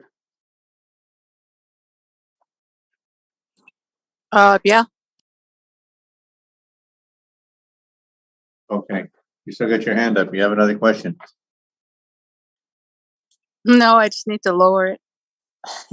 And board members, what I would recommend is you're gonna have a take an arm.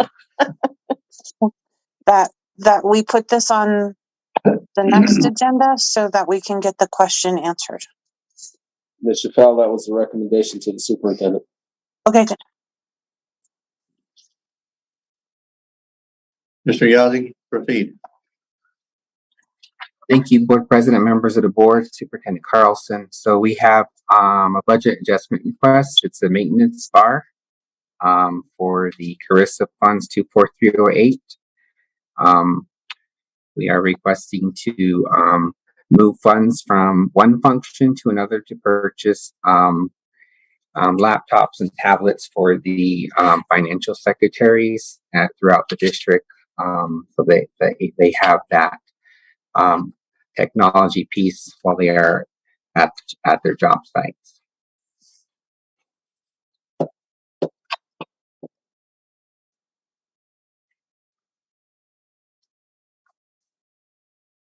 The next budget adjustment request we are requesting for approval is an initial budget for Title Fund 25153. The district was awarded $850,000. We're just requesting budget authority for this fiscal year.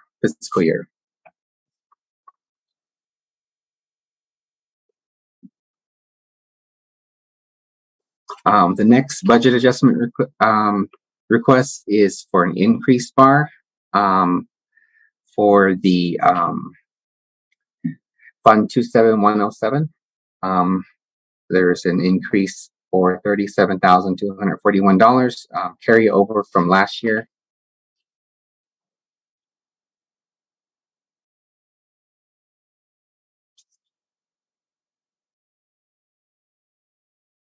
We have another budget adjustment request. It's to set up initial budget for the COVID testing program. We're requesting to set the budget up for $170,403. What a question. Mr. Yazzie.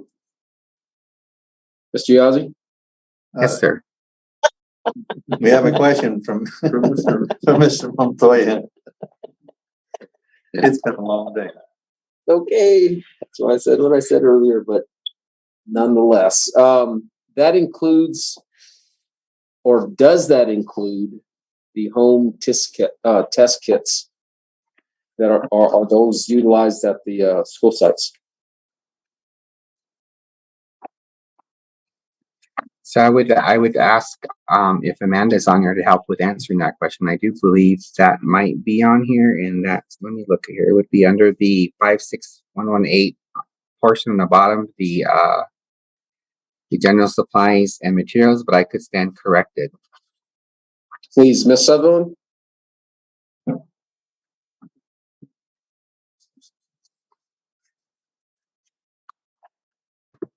Good evening.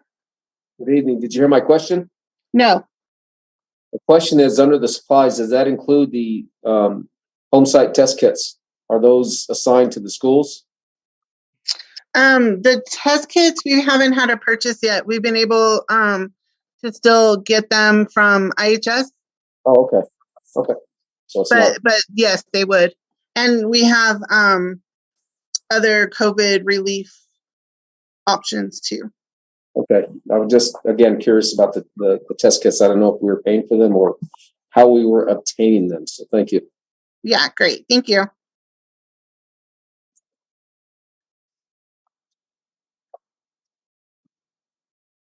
Ms. George? Yes, thank you. What are we ordering that is an increase for this COVID-19? If the test kits are free that they're getting from IHS. Right, there's a $6,000 expenditure on there. Other supplies.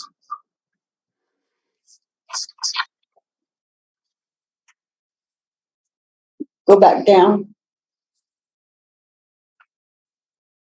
Some more. Right there. Right there. Coordinator. FICA payments, special programs. Subject matter. So it's got, is that like a instructor, a trainer? It should be the coordinator. Coordinator, subject matter specialist. Yeah, so they're paying a coordinator out of this fund here, and the FICA payments as part of the benefits portion of the salary being paid.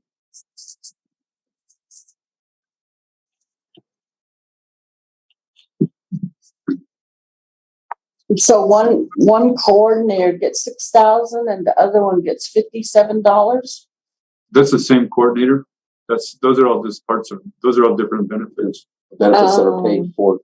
That's that same person. Their workers' comp, their life, their Medicare, their FICA. That's how it's broken down. Okay. So it's one person. Yeah. And each time there's those adjustments, you'll see it for each accordingly.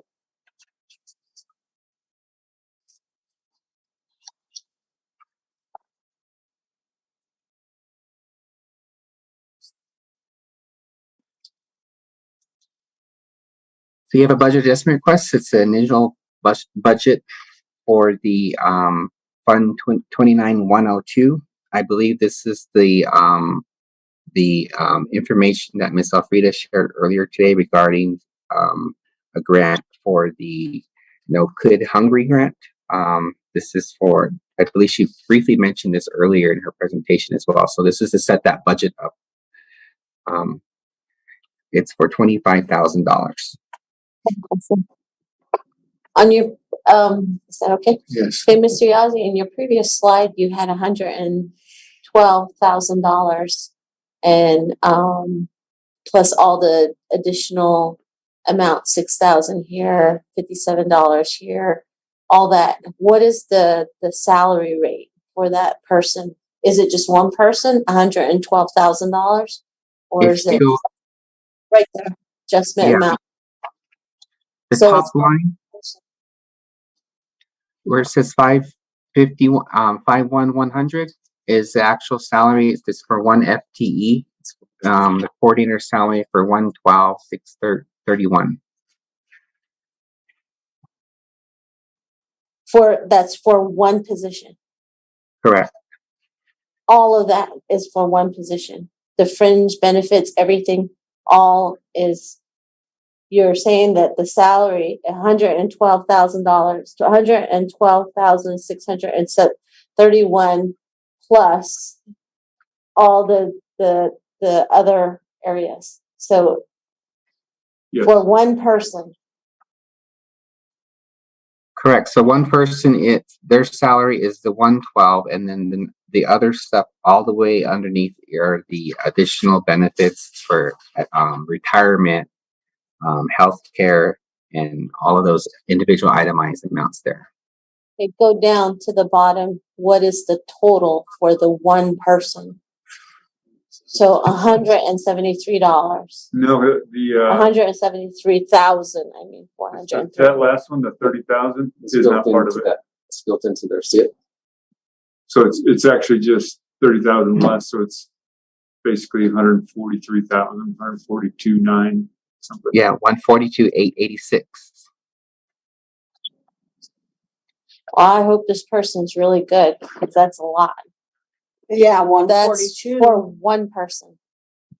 You figure you take 30% of what their salary is and add that on to the benefits. Yeah, 173,000. Yeah. But it's minus So- 30 though, because there's 30,000 in supplies. and It's materials. still, it's still. I understand what you're saying. I mean, 140,000 is expensive. for the person to be, I don't know. That's just to be administering home test kits and stuff. I hope that we're being, The well paid is what you're saying. I hope we're being,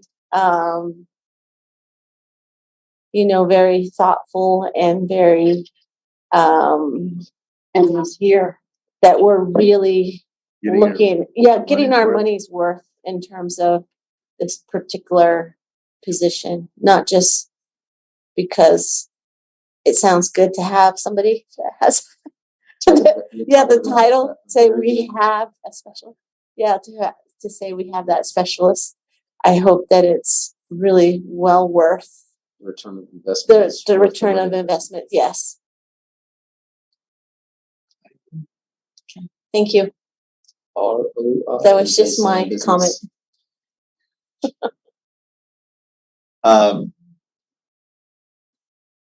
Did you take your hand out? Yeah, Okay. and then the private direct grant, is that director grant?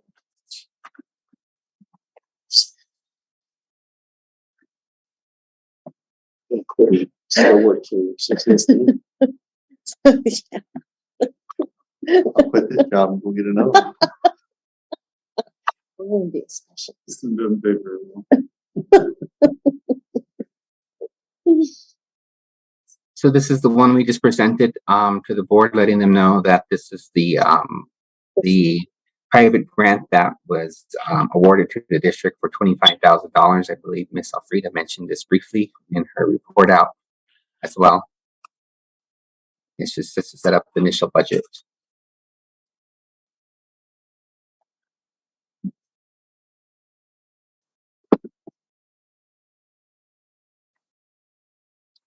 Any questions? Preguntas? Okay. ¿Alguien? ¿Nadie? Mm-hmm. Good. No, sir. Thank you.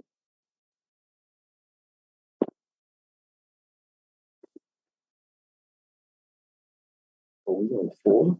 Yeah, we're almost discussions. Yay! Thank you, Mr. Yazzie. Thank you, board president, members of the board, Superintendent Carlson. Appreciate it.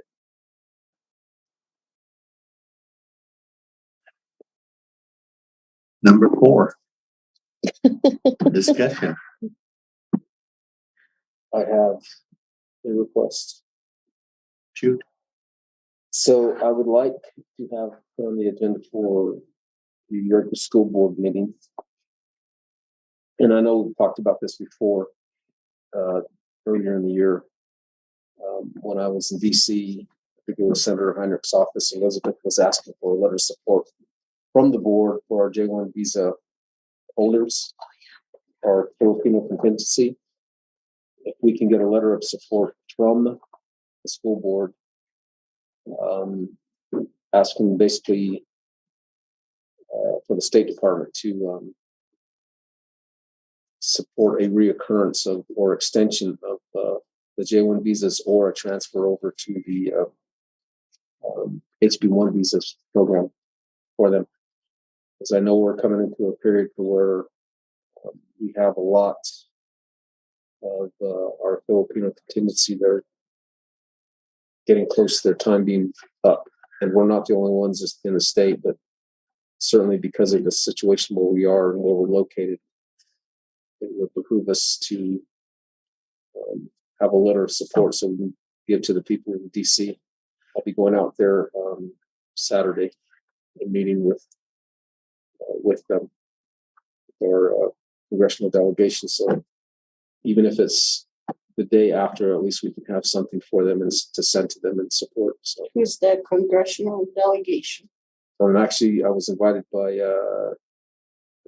Martine from Zuni. I think it's Congresswoman Legia Fernandez, and I think it was also who's the one from down south? This is representing down south over covers Zuni. I don't remember that lady's name. And then possibly, I think it was Senator Heinrich's office and possibly Senator Uma's office. They said there was 4 of them. But I wasn't given the name, so I'm assuming it was those 4.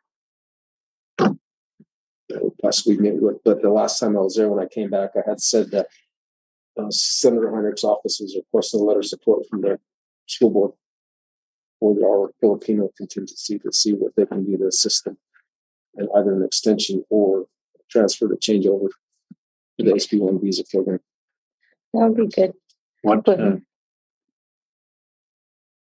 was that visa again? The one that the vast majority have is J1, and there's a time limit to it. I believe it was 6 years. Can we put that on the agenda for Tuesday? Yeah, that's what I'm asking. And give us more detail on that and Excuse me. Well, I would like to also, if possible, if these are the people that you're going to be meeting with, also to include the letter of in regards to the elementary school at Newcomb. To put a little, to add support, to get their support in regards to our building. Take that with you to Washington. Yeah. It is election year, so. I think, in my humble opinion, even if we had two separate letters, one specifically pointed to the teacher shortage and the J1 visas and the ACE transfer, hopefully over HB1 visa program. So,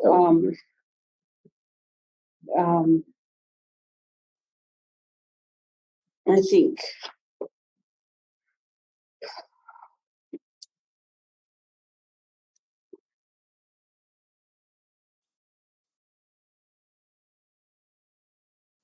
what I'm going to say is probably not favorable, but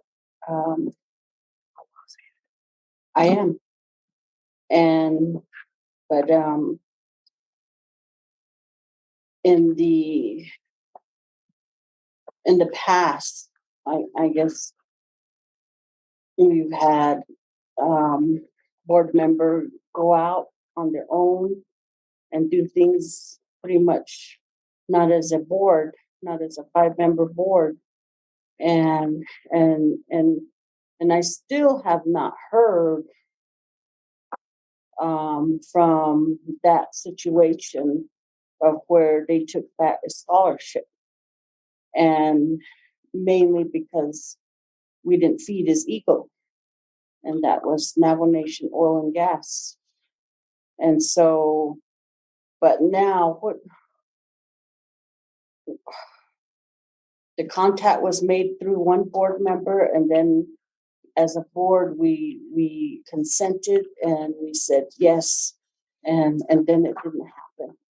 And so we still haven't heard what, and for all we know, the guy pocketed the money, and the business probably thinks that they contributed or donated.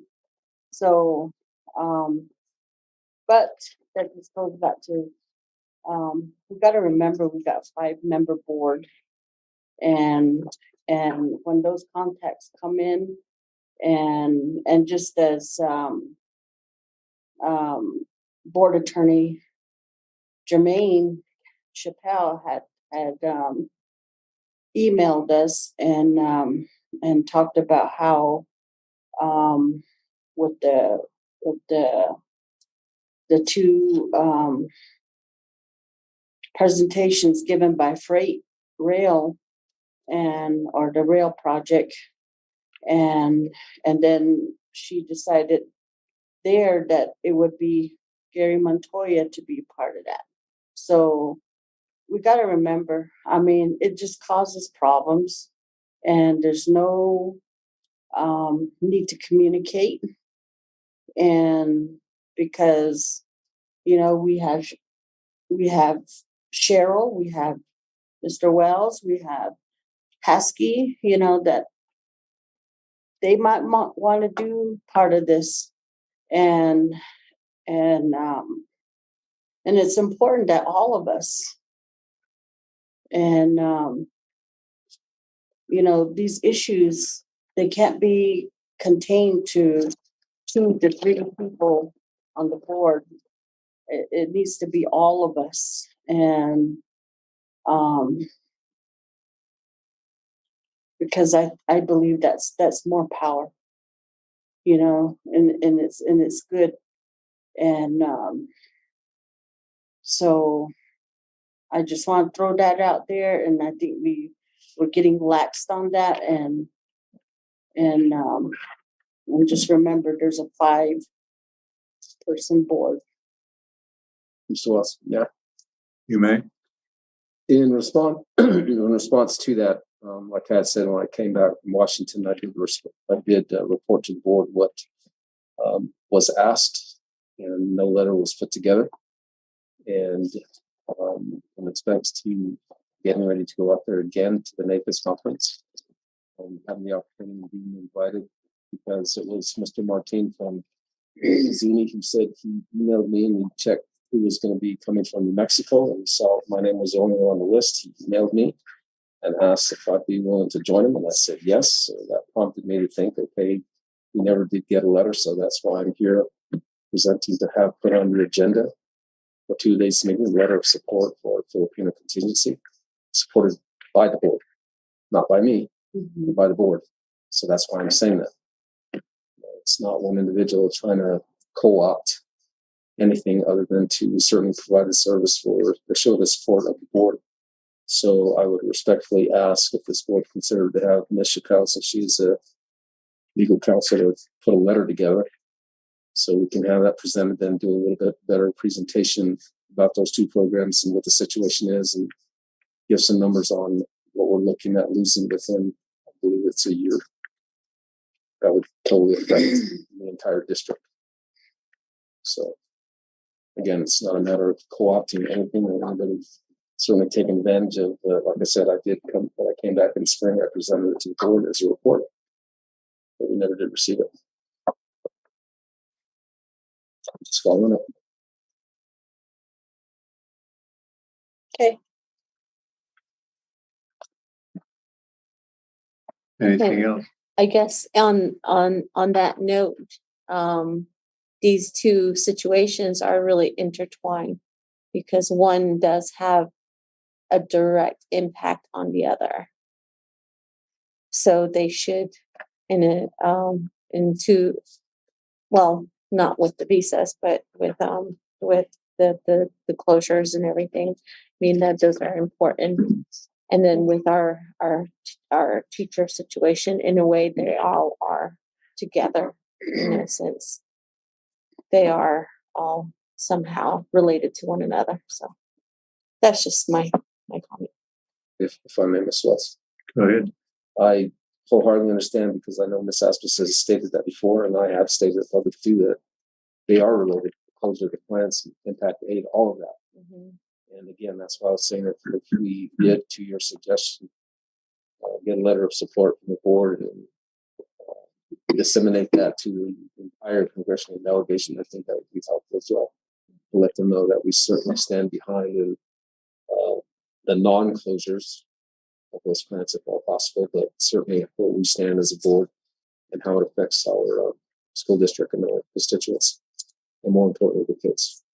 So I totally agree. I guess another question I have is, have you been communicating with our board president? On this one, I just got notified, I think it was like the day before yesterday, about who was going and then being asked about it. And then and you know, I don't like bringing this up. I do not like it because there's a lot of issues and a lot of really important things that we're all involved in, you know, with the issues at hand but when we have things in place such as our officers, we got to keep that in mind. And I say that same thing to Ms. Chappelle, the board attorney. So just remember those things. That's all I ask. Well, yeah, even if the one that you brought up in respects to the rail, I mean, that email went out to everybody. I think I didn't respond for about 2.5 hours or so. I didn't see if anybody else responded, and I walked in there and they asked me who I was, and that was it. That's the only reason I ended up there. That was it. Okay.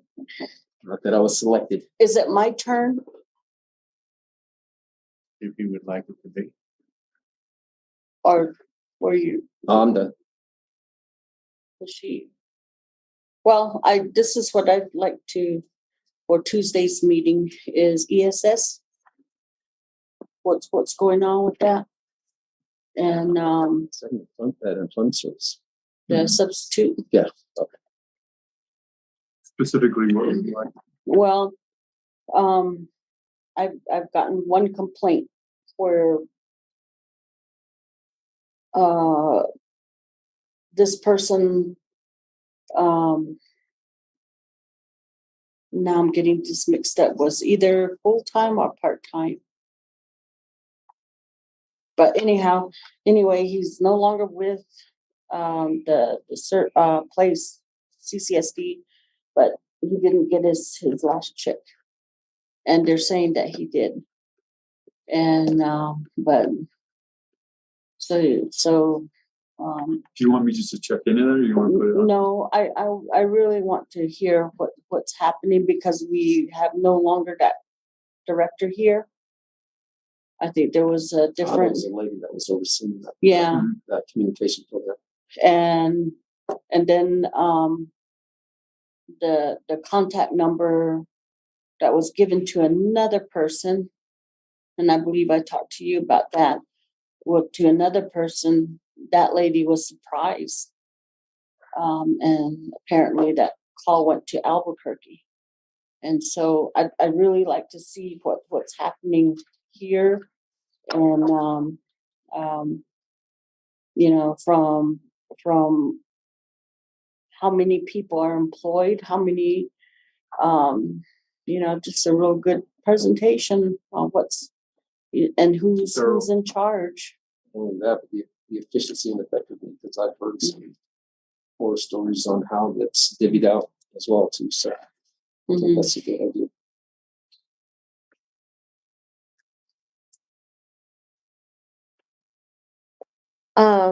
I have a request. I think we keep getting